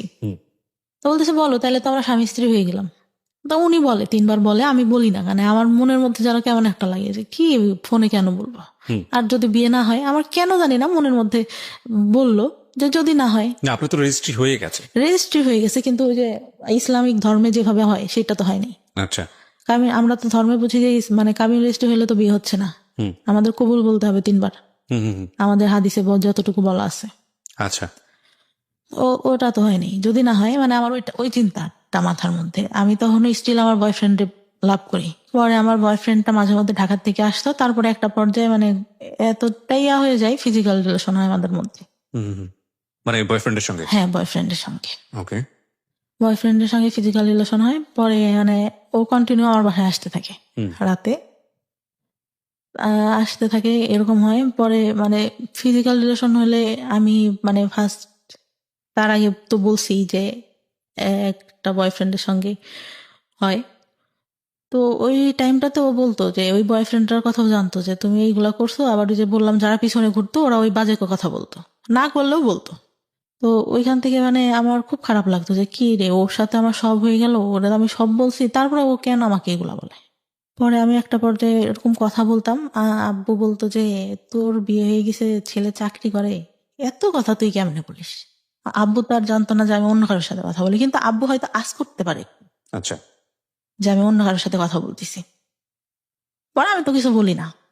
পরে আমার ফোনে একদিন ফোন আসে, খাচ্ছিলাম, আব্বুরা বসেছিল, হঠাৎ করে আননোন নাম্বার থেকে ফোন দেখে আব্বু যে বুঝতে পারে যে এইটা তো আমার মানে যার সাথে রেজিস্ট্রি হয় তার নাম্বার না। পরে কিভাবে যেন বুঝতে পারে জানি না। পরে ওই টাইমটাতে আবার কি হয়, একটা ছেলে আমাকে অনেক পছন্দ করতো, আব্বুকে মামা মামা করতো। আচ্ছা। পছন্দ করতো বলতে মানে আমার আব্বুকে ভাঙাই খায় মানুষ বলতে যেরকম, ওরকম খাচ্ছে এখন পর্যন্ত। মানে এইটা বলতেছে এটা বলতেছে, আমার বাবা আবার তাকে এতটাই ভালোবাসে, এতটাই বিশ্বাস করে, আমার মনে হয় আমাদের থেকে তাকে বেশি ভালোবাসে। আমি বললাম যে ভাই আপনি তো আব্বুকে বলতে পারেন। আমার যখন ইন্টার ফার্স্ট ইয়ার ভর্তি করতে নিয়ে যায় তখন উনি আমাকে বলে বাড়িতে এটা কি বসে বিয়ের বসে। পরের ঘটনা এগুলা? না, বিয়ের আগে। আচ্ছা ওই বলতে ভুলে গেছি। আচ্ছা। পরে উনি বলে, আমি বলি যে আপনার মামাকে বললেই তো পারেন, আপনার মামা তো আপনাকে অনেক ভালোবাসে, আমাদের তো তাহলে বিয়ে দিয়ে দেবে, আমার বলার কি আছে। বলছে আমি বলবো কিভাবে, তুই বল। আমি কি এতই বেহায়া যে আমি আমার বাবাকে যে বলবো যে আপনার সাথে বিয়ে দিক। আর আপনি মানে আমি এরকম করে বলি যে আমি হয়ে দেখতেছি আপনাকে এরকম। আপনার গার্লফ্রেন্ড ছিল আমার ছোট চাষির সঙ্গে পড়তো, ওনার গার্লফ্রেন্ডটা, আপনার গার্লফ্রেন্ড আমার ছোট চাষির সাথে পড়ে, আমি যখন ছোট তখন থেকে দেখতেছি। আমি হয়ে আমার বুদ্ধি হওয়ার পর থেকে আপনি এরকম, আপনাকে কেন বিয়ে করবো। তো কথায় কথা বলে তুই তো তাহলে প্রেম করিস নি। আমি বলছি, প্রেম করি না করে এটা কোনো কথা না, আমার মা বাবা যার সাথে দেবে তার সাথে আমি থাকবো। পরে ভাই কি করে, বিয়েটা হওয়ার পরে উনি কি করলো, ওই ভাইয়াটাই মানে কার কাছ থেকে খোঁজ খবর নিতে জানি না, তাদের জমি জায়গা নাই, হ্যান নাই তেন নেই, এসব বলে বিয়েটা 5 মাসের মাথায় ভেঙে দেয়। মানে আপনার যে রেজিস্ট্রি হয়েছিল সেই বিয়েটা হ্যাঁ, ভেঙে বিয়ে দেয়? ভেঙে দেয়। আচ্ছা। তা আব্বু ওই বয়ফ্রেন্ডটার কথা জানতে পারে এক পর্যায়ে। আমি বলি আব্বুর কাছে বিয়েটা ভাঙার আগে, তা বলে যে তাহলে বিয়েটা ভেঙে দিয়ে ওর সাথেই তোর বিয়ে দিই, এরকম করে বল। কিন্তু ভাইয়া কি করলো, বিয়ে ভাঙার পরে ওই ছেলের সঙ্গে আমাকে বিয়ে দেবে না, অন্য জায়গায় বিয়ে দেবে, এই ছেলের সাথেও দিবে। আচ্ছা। আমি আমার বয়ফ্রেন্ডের কাছে বললাম, বয়ফ্রেন্ড বয়ফ্রেন্ড তখন কি করতো, পেশায় কি ছিল? কিছুই করে না? পড়ালেখা করতাম, আচ্ছা। ইঞ্জিনিয়ারিং করতেছিল। তা ও বলে যে আমি তো চাকরি বাকরি করি না, আর আমার মা মেনে নিবে না, তোমার বিয়ে ভেঙে দিছে, এটা জানলে তো আমার মা নিবেই না। আসলে ভাই কথাটা ছিল হচ্ছে আমার যতটুকু দরকার ছিল ও তো আমার কাছ থেকে পাইছে, আমাকে কেন বিয়ে করবে, আমার যতটুকু ধারণা এখন বুঝি। পরে আমি অনেক কান্না করতাম যে আমি আব্বুকে বললাম তোমার কথা, তুমি এখন এইগুলা কেন বল। বলছে, আমার পক্ষে সম্ভব না তোমাকে বিয়ে করা, তারা তুমি আমার ফ্রেন্ডদের সাথেও কথা বলতা, এইগুলা তোমাকে নিয়ে যখন সংসার করবো তখন মনে পড়লে আমি এটা মেনে নিতে পারবো না। আচ্ছা। তাই বলে। পরে একটা পর্যায়ে কি হলো, আমি মানে কথা বলাটা আস্তে আস্তে বাদ দিয়ে দিলাম। আর খুব মনে পড়তো, মাঝে মধ্যে কান্নাকাটি করতাম। ও মানে ভাইয়া অকথ্য ভাষা আমাকে গালাগালি করতো। আপনার বয়ফ্রেন্ড? হ্যাঁ, এত বাজে বাজে কথা বকাবকি করতো ভাইয়া, আমি নিতে পারতাম না। অনেক কান্নাকাটি করতাম যে আমি তো তোমার আমার জীবনের এমন কোনো ঘটনা নাই যে বলি নাই, তুমি এগুলা কেন করতেছো। এগুলোর জন্য আসলে একটা ফ্যামিলি এডুকেশন প্রয়োজন হয়। মানে বিয়ের আগে ধরনের অনৈতিক সম্পর্কে না জড়ানো, বা শেয়ারিং এর জায়গা থেকে আসলে কতটুকু শেয়ার করব, যাকে শেয়ার করছি সে আসলে এতটুকু আস্থার জায়গা আছে কিনা। তো এগুলোর জন্য আসলে একটা ফ্যামিলি আন্ডারস্ট্যান্ডিং এর প্রয়োজন হয়, ফ্রেন্ডশিপের প্রয়োজন হয়, এবং একটা ফ্যামিলি আমার এডুকেশনের স্কুল প্রয়োজন হয়। জীবনে ভাইয়া একটা বান্ধবী ছিল, অনেক ভালো। ও ক্লাস 4 থেকে চলে যায়, তারপর থেকে আমার কোনো ভালো বান্ধবী জীবনে আসেনি। রাইট। আপনি যে ভুলগুলো করেছেন আসলে ভুল করতে করতে শিখেছেন, তার আগে আপনি না না, কেউ বলবে বুঝাবে এরকম কেউ ছিল না। রাইট। তারপরে কি হলো? পরে একটা পর্যায়ে এরকম বাদ দিতাম, আর আমি মাঝে মধ্যেই ফোন দিলে ওরকম বাজে বাজে কথা বলতো। পরে মানে ওই বিয়েটা ভেঙে গেলে আমি আবার আব্বুকে বললাম যে আচ্ছা যাই হয়েছে হয়েছে, ও তো আমাকেই করবে না। আর আমি মানে চিন্তা করে দেখলাম, আব্বুকে বললাম যে ও বলতিছে এই কথাগুলা, তার থেকে বিয়ের পরে যদি অশান্তি করে তার থেকে এখন হয়তো বাদ দিয়ে দেওয়াই ভালো। ওই আগে আমার যে কাবিন রেজিস্টার হয়, ওই ছেলেটা আবার মানে আমাকে খুব ভালোবাসতো, আর ওর বাবা আমাকে অনেক আদর করতো ভাই। মানে আমার মনে হলো যে আর একটা বাবা পাইছে আমার জীবনে, মানে এত ভালো লোকটা ছিল। মা ছাড়া কথা বলতো না আমার সঙ্গে কখনো, প্রত্যেকটা দিন আমি ফোন না দিলেও সে ফোন দিয়ে কথা বলতো। তা আমি একটা পর্যায়ে বললাম যে এতদিন কথা বলছি, আমার চাচাদের বললাম, আমার ফুফাদের বললাম যে আপনারা আব্বুকে দেখেন ম্যানেজ করতে পারেন কিনা, ওই ছেলের সঙ্গে আমি কথা বলি। তখনও মানে কাবিন রেজিস্ট্রি হয়েছিল ওই ছেলেটার সাথে। ও বলে যে আচ্ছা তোমার বাসা থেকে যদি দেয় আমি তোমাকে নিব, কারণ আমি তোমার অনেক ভালোবেসে ফেলছি। পরে ইয়া করার পরে কি হয়, আব্বু রাজি হইলো যাও, ওদের বাসায় গেল, ছেলে বাসায় নেই। হুম। আমার চাচা ফুপা ফোন দেয়, ছেলে ফোন ধরে না। ওর সেদিন ওর ভাবিরা ওর মারাও নাকি ভালো ব্যবহার করে না, ওর বাবা শুধু ভালো করে কথা বলে। পরে আমার চাচারা এসে বললো যে ওই ছেলে বিয়ে করবে না, হয়তো বিয়ে করতে চেয়ে ভেঙে দিবে, এরকম। আচ্ছা। পরে ওই ছেলেটা আবার ফোন দিয়ে চাচাদের বলে আচ্ছা আমি একটু বাইরে ছিলাম এই জন্য ফোন, তুই ফোন ধরতা, বাইরে ছিলাম, আমাদের সামনে আসা নাই, ঠিক আছে। একটা কথা কি ভাইয়া, যেটা সত্যি কথা, ওই ছেলেটার অনেক বয়স ছিল, এই জন্য মূলত ও চাচাদের সামনে আসেন। ওকে। ও ভাবছে যে এত ছোট মেয়েকে আমি বিয়ে করছি, আমার সাথে হয়তো দেখার পরে দিবে না, এই জন্য সে ভয় সামনেই আসে। সামনেই আসেনি। আচ্ছা। আমি একদিন বিয়ের পরে যখন বিয়েটা ভাঙে নাই তখন বলি যে আপনার বয়স এত বেশি, আপনি আমাকে বিয়ে করলেন, আপনি তো দেখছেন আমি তো তখন তাকাই দেখি না, আপনি তো দেখছিলেন যে আমি তাকাইও দেখি নাই, আপনার কি এটা ঠিক হয়েছে? বলে আসলে এখন বুঝতেছি ঠিক হয় নাই, তারপরে তোমার কি মানে বিয়েটা ভেঙে দিব? হয়েছে না, মেয়েদের জীবনে একবারে আমাদের যে ফ্যামিলি যে স্ট্যাটাস ছোটবেলা থেকে দেখে আসতেছি, একটা মেয়ের বিয়ে ভেঙে গেলে পরে আর ভালো বিয়ে হয় না। তা ছেলেটা বয়স বেশি হলেও, যেটা সত্যি কথা আমার লাইফে দেখা, শ্রেষ্ঠ মানুষ ছিল, এত ভালো কথা। আর তাকে আমি ফোনে আমার বলা লাগতো না, 1 সপ্তাহ পর পর ফোনের টাকা লুট দিয়ে দিচ্ছে, ফোন দিলে কোনোদিনও ধরতো না, কেটে ব্যাক করতেছে, আচ্ছা। এরকম ছিল। পরে কি করলো ভাই, আমাদের যেদিন মানে বিয়ের কথা ছিল, ওদের ওই দিক থেকে দাওয়াত টাওয়াত সব দেওয়া শেষ, তার মধ্যে তো বিয়েই করে দিয়েছে, কিন্তু আমাদের এদিকে কোনো প্রোগ্রামই না। মূলত আমার বিয়েটা ভাঙে আমার বাবা যে ওই ছেলেটার কথা শুনে, আর হচ্ছে ভাইয়ের বিয়ে দেওয়ার পরে আমার বাবার হাতে হয়তো অত টাকা ছিল না, সে গল্প দিছে যে আমার একটাই মেয়ে, অনেক বড় করে হ্যান করবো ত্যান করবো, কোনো কিছু করতে পারবে না, এইটা কারণ ছিল। পরে হুট করে ছোট চাচা নিয়ে আসে, যে আমাকে মানে ছোটবেলা থেকে Continuously physically torture ফিজিক্যালি করতো। টর্চার করতো, সে নিয়ে আসে। তা নিয়ে আসলে আমার বাবা বলে যে সব কাপড় কেন পরে আসিস, ভালো কাপড় পরতে পারিস না? আমি বলছি, বাসার উপর কি পরবার? তারপরে আচ্ছা ভালো কাপড় পরতে, তা আমি মানে তখন একটু আন্দাজ হয় যে ভালো কাপড় কেন পরতে বলতিছে। হুম।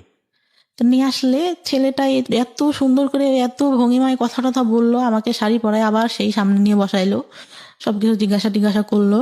তা আমি ওনার ভঙ্গিমা দেখে, কথা বলা দেখে, দেখতে সুন্দর ছিল আমার, মানে ভালোই, মানে একটা বার তাকাইছিলাম, ভালোই লাগলো। এর থেকে একটু বয়সী হবে, তারপরও বয়সের ডিস্টেন্স আমাদের 15 বছর মতো। হুম। তা আমাকে পরে হচ্ছে ওদের বাসার থেকে দেখতে আসবে, এর মধ্যে ওই ছেলে ভাই আমাদের মানে মানে সবকিছু, আমার বাবা সবকিছু খোঁজ নিছে এক রাতের মধ্যে, একদিনের মধ্যে।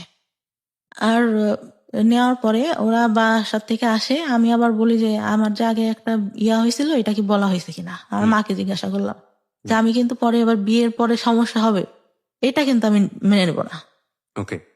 পরে ঘটককে বলে, ঘটক আবার বলে যে না, বলা হয়নি। তা বলে যে আচ্ছা তাহলে বাব্বু বলে যে আচ্ছা বলো, যদি বললে যদি করলো নাইলে নাই, বিয়ে করলে। পরে ভাইয়া বিয়ে দেওয়া, ওনাকে বলছে, উনি সবার কাছে খোঁজ নিছে, কিন্তু সবাই তো জানে যেহেতু ফ্যামিলিটা ভালো, জানে, সবাই বলছে যে না উঠাই নাই, শুধু ওদের কাবিন রেজিস্ট্রি হয়েছিল। ছেলে বিয়ের আগে আসলো, ওদের বাসার থেকে সবাই আসলো, এসে ওর বাবা অনেকে, মানে আমার তারপর ঈদের পরে ছিল, কোরবানি ঈদের পরে মেবি, ওই দুনিয়ার লোক এসে মনে হচ্ছে আমি একটা কার্টুন বসে আছি, আমাকে দেখতেছে, কি দেখতেছে। ছেলের নানা ছিল, আমার চুল ধরে ঘোমটা নামায়, এইটা ওইটা, আমার খুব বিরক্ত লাগছে, কি রে চুল ধরবে, এইটা কি চুল ধরার যুগ নাকি? 2015 সাল ভাই, চিন্তা করেন, আমার চুল ধরে হাঁটা দেখতেছে, কেমন মেজাজটা গরম হতে পারে তখন। ওকে। আমার খুব মেজাজ খারাপ হয়, আমি রেগে যখন বের করে দেয় আমি আসি, চলে আসি। আমার চাচাতো ভাইরা বলতেছে আপুর কি হয়েছে, আপু কেন রাগ করছে? আমার চাচাতো ভাই বড় চাচার ছেলে, আমার থেকে বয়সে ছোট, মানে আমাদের বাবা আগে বিয়ে করে তো এই জন্য। ও আমাকে অনেক ভালোবাসে, বুবু বলে ডাকে। বুবু কেন রাগ করছে, বুবু কি হয়েছে, চুল কেন ধরে দেখলো, আমার হাঁটা কেন দেখলো, আমি কি ইয়া নাকি, এরকম করে বলি। পরে তাদেরও পছন্দ হয়, বিয়ে পরে সেদিন বিয়ে পড়াই দিল ভাই একদম। আগেরটা ডিভোর্স হয়েছিল? হ্যাঁ, ডিভোর্স হয়ে গেছে, তার মনে হয় ভাইয়া 1 সপ্তাহের মাথায় আমার বিয়ে দিয়ে দিল। ডিভোর্স হলেও তো 3 মাস সময় লাগে, ওয়েট করতে হয়। হ্যাঁ। তুই কি করলো, বিয়ে দিয়ে দিল। আর আব্বুর একটু ক্ষমতা ছিল, বললাম না, একটু পলিটিক্যালি ইয়া ছিল, ও ওই জন্য কেউ আর কিছু বল টলে নাই, ইয়া করে নাই। কিন্তু ওই ছেলেরা নেওয়ার জন্য অনেক লোক দিয়ে খবর পাঠাইছে, ত্যান করছে, কিন্তু এদিক থেকে আমাদের এদিক থেকে কোনো কোনো কথা ইয়া হয়নি। তা আমি একটা সময় মানে আগের যে ছেলেটা ছিল ওকে বলছিলাম যে তুমি যদি চাও আমি কিন্তু চলে আসবো, কিন্তু সে নাচরবান তো অনুষ্ঠান করতে হবে, হ্যান ত্যান এটা সেটা। আবার তাদের চিন্তা ছিল কিছু দেবে না। পরে এর সাথে বিয়ে হয়ে গেল, সেদিন বিয়েটা একদম পড়াই দিল।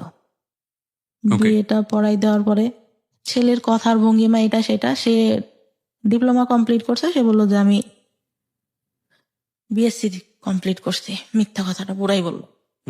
বললো যে টাউনে জায়গা আছে ওইখানে বাড়ি করবো, এটাও পুরা মিথ্যা কথা। জায়গা কিছুই মানে এমনিতে গ্রামে জায়গা জমি আল্লাহর রহমতে ভালো আছে, কিন্তু ওইগুলো মিথ্যা কথা। কারণ ওদের যে বাড়ি টাড়ি দেখলে তো বিয়ে দিবে না। আমার চাচা কিন্তু দেখে আসছে ভাই, কিন্তু সে মানে বাড়ি কেমন, এটা কেমন, এটা কেমন কিছুই বলে নাই। বলছে ভাই ছেলে ভালো চাকরি করে, ভালো দেখতে, বাড়ি জমি জায়গা যা আছে অনেক ভালো। বিয়ে হওয়ার পরে তার সাথে উঠাই নাই তখন, এমনিতে বিয়ে হলো, ছেলে থাকলো রাতে, সবকিছু জিজ্ঞাসা করলো যে বিয়ে হয়েছিল, কোনো কিছু হয়েছে কিনা, এটা সেটা। আমি বললাম না, বিয়ের আগেই তো বলছি যে শুধু কথাই হইতো, আর কোনো কিছু না। আর ছেলেটা হয়তো ওইরকম ছিল না যে দেখা করবে বা হ্যান ত্যান। পরে সারা রাত গল্প টল্প করলাম, করার পরে মানে ভাইয়া যে বলে না যে মানে হাজবেন্ডের কাছ থেকে একটা ভালো কথা বা ভালো কিছু, সে প্রথম প্রথম অনেক ভালো কথা বলতো, ভালো ব্যবহার করতো। আমি ফার্স্ট যখন ঢাকায় আসলাম, একা আসলে চাকরি করতো, একটা বাসায় এসে একা থাকতো, তার ফ্রেন্ডের সাথে একটা বিজনেস করতো, এক পাশে হচ্ছে তাদের জিনিস থাকতো, এই কসমেটিক্স এটা সেটা, আর এক পাশে ও থাকতো।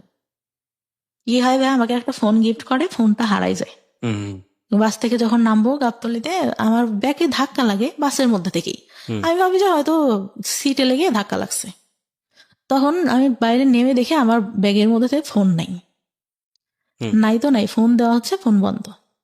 তখন বুঝতে পারছে, বাসায় এনে বললো যে আমি অনেক কষ্ট করে সবকিছু করি এইরকম। আমি অনেক কান্না করতেছি যে আসলে আমি তো ইচ্ছা করে করি নাই। আমার আব্বু ফোন দিছে, কি হয়েছে, ফোন বন্ধ কেন, ফোন হারাই গেছে, ওর সাথে কথা বলতেছে। আমি না, আব্বুক রাগারাগি করবে, আমি বলবো না, আমি কথা বলবো না। আমি অনেক কান্না করি, কিন্তু ও এইভাবে এভাবে বলে, আমার খুব মানে খারাপ লাগে ভাইয়া, যে আমি তো ইচ্ছা করে ফোনটা হারাই নাই, এইভাবে কেন বলতিছে। আর ওর মানে বিয়ের প্রথমে এত ভালো কথা, আমি এসে ঢাকায় এসে দেখলাম পুরাই উল্টাটা ভাইয়া। পুরা উল্টা, মানে একদম মানে মনে হলো আকাশ থেকে আমি পাতালে পড়ে গেছি, এটা কি। পরে উঠাই নিল মনে হয় প্রায় 6-7 মাস পরে। উঠাই নেওয়ার পরে আমাকে যেরকম মানে ইয়াতে আমি পার্লার থেকে সেজে আসলাম, এই বউটো সে যে এত সুন্দর করে আসলো, সে আমার সাথে এতদিন যে সংসার করছে, সে বিয়ের দিন সে এমন ভাব করতেছে যে আমার প্রথম দেখতেছে। আমার খুব বিরক্ত লাগতেছে, আমি বসে বসে খুব ফুল দিছি আগে, কি রে বিয়ে হয়ে গেছে আগের থেকেই চেনা জানা, সে এমন একটা ঢং করতেছে যে আমার এই ফার্স্ট দেখলো এটা সেটা। তার মধ্যে আবার ক্যামেরাম্যান এরকম করে তাকাইতে বলতেছে। আমার আবার একটা জিনিস একটা কেউ যদি বলতো বুঝতে পারতাম, একটাবার বললে যে এইটা এরকম না, এরকম করো। সে কি বললো, বিয়ে তো প্রথম করতেছি এই জন্য আসলে বুঝি নাই কিভাবে, ক্যামেরাম্যান বলতেছে, সে বুঝতেইছে না কি করতে হবে, তাকাইতে হবে কিভাবে কি। বিয়ে তো ফার্স্ট করলাম, আগে তো একটা আর একটাও করি নাই, কিভাবে বুঝবো। আমার ওই কথাটা খুব খারাপ লাগে, কি রে এই খোটা দেওয়া শুরু করলো এটা না কেমনে কি। তো কথায় কথায় এই কথাটা আসতেছিল। অনেকেই হয়তো নোটিস করে, আমি নোটিস করি নাই, বিয়ের পরে ইয়া করি। তারপরে যখন নিয়ে গেল ভাইয়া, চারপাশে জঙ্গল, মাঝখানে মাটির পথ, আমাকে নিয়ে যাচ্ছে, আমি মানে সন্ধ্যা সন্ধ্যা, কি কই নিয়ে যায় আমাকে, এটা কই আসলাম। যখন ওদের বাসার সামনে যে নামালো ভাইয়া, আমি পুরা মানে আমি মানুষের বলে না বেশি কষ্টে হাসি পাই, আমি হাসতেছিলাম। কি এটা কি থেকে নিয়ে আসলো, হাফ ওয়াল, একটা ফুল ওয়াল, 2টা রুম, একটা হাফ ওয়াল টিন শেড, মানে এমন আগেকার যুগে একটা বাড়ি, এতটুকু এতটুকু ঘর, এদিক কই আসলাম আমি। তো তখন আমার মনে সান্ত্বনা দিচ্ছি, তখনও জানি যে ওদের টাউনে জায়গা আছে, ওইখানে বাড়ি করে। আচ্ছা, তো ওইটা বলে মনে সান্ত্বনা দিচ্ছিলাম, না জায়গা জমি আছে, বাড়ি করবে, এখানে থাকবে না, তো এখানে বাড়ি করে কি করবে, হয়তো এটা হয়তো। পরে ভালোই থাকলাম ওইখানে 2 দিন। পরের দিন অনুষ্ঠান করলো, পরের দিন যাইতে দিল না, 2 দিন পরে আবার বাবার বাড়িতে আসলাম, ওর বোনরা আসলো সাথে। বিয়ের পরে কি হলো, আমার গেছি, আমার যে গয়নাটা দিছে আমার ছোট ননদ দেখে বলে, কি গয়না দিছে, দেখতে ভালো না, এই আমাদের বাসা থেকে যেটা দিছে অনেক সুন্দর। তারপরে আমি তো মানে আমার মন খারাপ, আমি বললাম যে আব্বু বলছে যে আমার তো একটাই মেয়ে, তো তোমাকে আমি ভালো করে বানাই দেবো, এখন তারা তাড়াহুড়া করে এইটা ওদের কাছে ছিল এটা এনে দিছে ওকে। বলি। পরে ওর আবার চাকরিতে তো ছুটি ছিল না, 1 সপ্তাহ পরে আবার যায়, গেলে আবার শ্বশুর বাড়িতে আসলাম। তার মধ্যে লাগলো ঝামেলা, কি মাছ কুটতে দিছে ভাইয়া। জীবনে যে আমি কোনোদিনও আমার ছোটবেলা থেকে আমি জীবনে কোনোদিনও আমি নিজে মনে করে না হাত দিয়ে ভাত নিয়ে খাইছি। শীতের দিন ভাইয়া এত অলস ছিলাম, শীত লাগবে হাত দিয়ে ভাত খেতে গেলে আম্মু খাওয়াই দিতে হবে, নাইলে রাতে সেদিন খেলাম না, শুয়ে পড়লাম এরকম। তো মাছ কুটতে দিয়েছে, ছোট মাছ ভাই, আমি এত আস্তে আস্তে আস্তে আস্তে কাটতেছি, আমার ননদটাও কাটতেছে। তো বলতেছে যে এত আস্তে আস্তে মানুষ মাছ কাটে, আমি বলতেছি আমি তো এখনো করি নাই, এই তো করতেছি এই বেশি। তো আমি বাসায় এসে মানে ওদের আমার কোনো কাজই পছন্দ হয় না। তো আমি খুব মানে আমার খুব খারাপ লাগতেছে, আম্মুর কথা মনে পড়তেছে, কান্না করতেছি যে আমার এটা কি দিল, কি দেখে বিয়ে দিল। পরে ওদের একটা খালু থাকে, ওদের সাথে আবার ওর টাকা দেয়, ওদের সাথে আবার ঝামেলা হয়। তা ওই খালুটা মানে বিয়ের দিন আমার চাচাকে নাকি ইয়া করে বলে যে বিয়ে তো দিলেন, পরে বুঝবেন মজাটা কেমন, এরকম বললো। আমরা তখন আমার চাচা, ছোট চাচা কিছু বলে নাই তাকে। পরে আব্বুকে হয়তো বললে আমার বিয়ের কিছুদিন বলতে 5-6 মাস পরে আমি মনে হয় প্রেগনেন্ট হই। 1 মাস পর আমি বুঝতে পারি, তার আগে বুঝতে পারি না, 1 মাস পর যখন পিরিয়ড হচ্ছে না তখন বুঝতে পারি। তার মধ্যে ওই যে শ্বশুর বাড়িতে যাই মাঝে মধ্যে, আমার শ্বশুর তখন বেঁচে ছিল, এইটা নিয়ে বাঁধাবে ওইটা নিয়ে বাঁধাবে, এইরকম এই কাজটা কেন করে না, ওইটা কেন কিছুই করে না। আমি তো ভাই আমি বুঝি না আসলে সংসারে কি করতে হয়, টোটালি আমি বুঝি না কি করতে হয় একটা সংসারে, যে উঠবো সকালে উঠে এটা করবো এটা করবো, আমি তো ওইভাবে মানুষই নেই। সব দেখছি আমার মা কাজের লোক দিয়ে করাচ্ছে, নিজে শুধু রান্নার বান্না করতেছে, মানে বললাম না ফ্যামিলিটা বড় ছিল, একসাথে ছিল সবাই, তো করতেছে। তারপর আমি মানে করতাম না, আমার কি হলো বাচ্চাটা যখন প্রেগনেন্ট আমি, তখন আমি একদম আমার বাড়ি, আমার বিয়ের পরে ভাই আমার হাজবেন্ড আমাকে কাপড় দিত না, ওকে। টোটালি বলতে। আমি গেছি, আমার একটা জামা সবসময় পরার জন্য 500-550 টাকা দাম হবে, বললাম যে এটা আমার পছন্দ হয়েছে আমি নিবো, বলছে, আমার কাছে টাকা নেই, তোমার কাছে থাকলে নাও। তারপর আমি নিলাম, আমি ইয়া করি নাই। আবার আমার খালার ছেলেটা অসুস্থ হয়ে যায়, ওর কাছে টাকা ছিল না, আমি মানি ব্যাগ দেখে ওর আমার কাছে টাকা ছিল, ওইটার মধ্যে দিয়ে দিই। মানে এতটাই ভালোবাসতাম ভাই, ফার্স্ট টাইম এতটাই বিশ্বাস করছি তার কথা শুনে। পরে আমার খুব খারাপ লাগে, খারাপ লাগে। ঈদ যায় 2টা ভাই, ঈদে একটা কাপড়ও দেয় না আমাকে, আমার বাবার বাড়ি থেকে সব।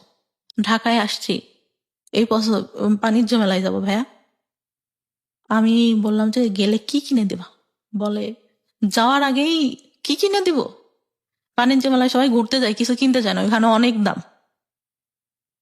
তাহলে কি দরকার আছে যাওয়ার। ওকে। পরে আমি আম্মুরে ফোন দিয়ে কান্না করতেছিলাম, আব্বু আবার বিকাশে 2000 টাকা পাঠায় ওর, যে ও গেলে যা যা কিনতে যায় কিনে দিও। পরে যাই ওখান থেকে একটা হাতের ব্রেসলেট, একটা পাইল কিনে আর একটা আংটি কিনে।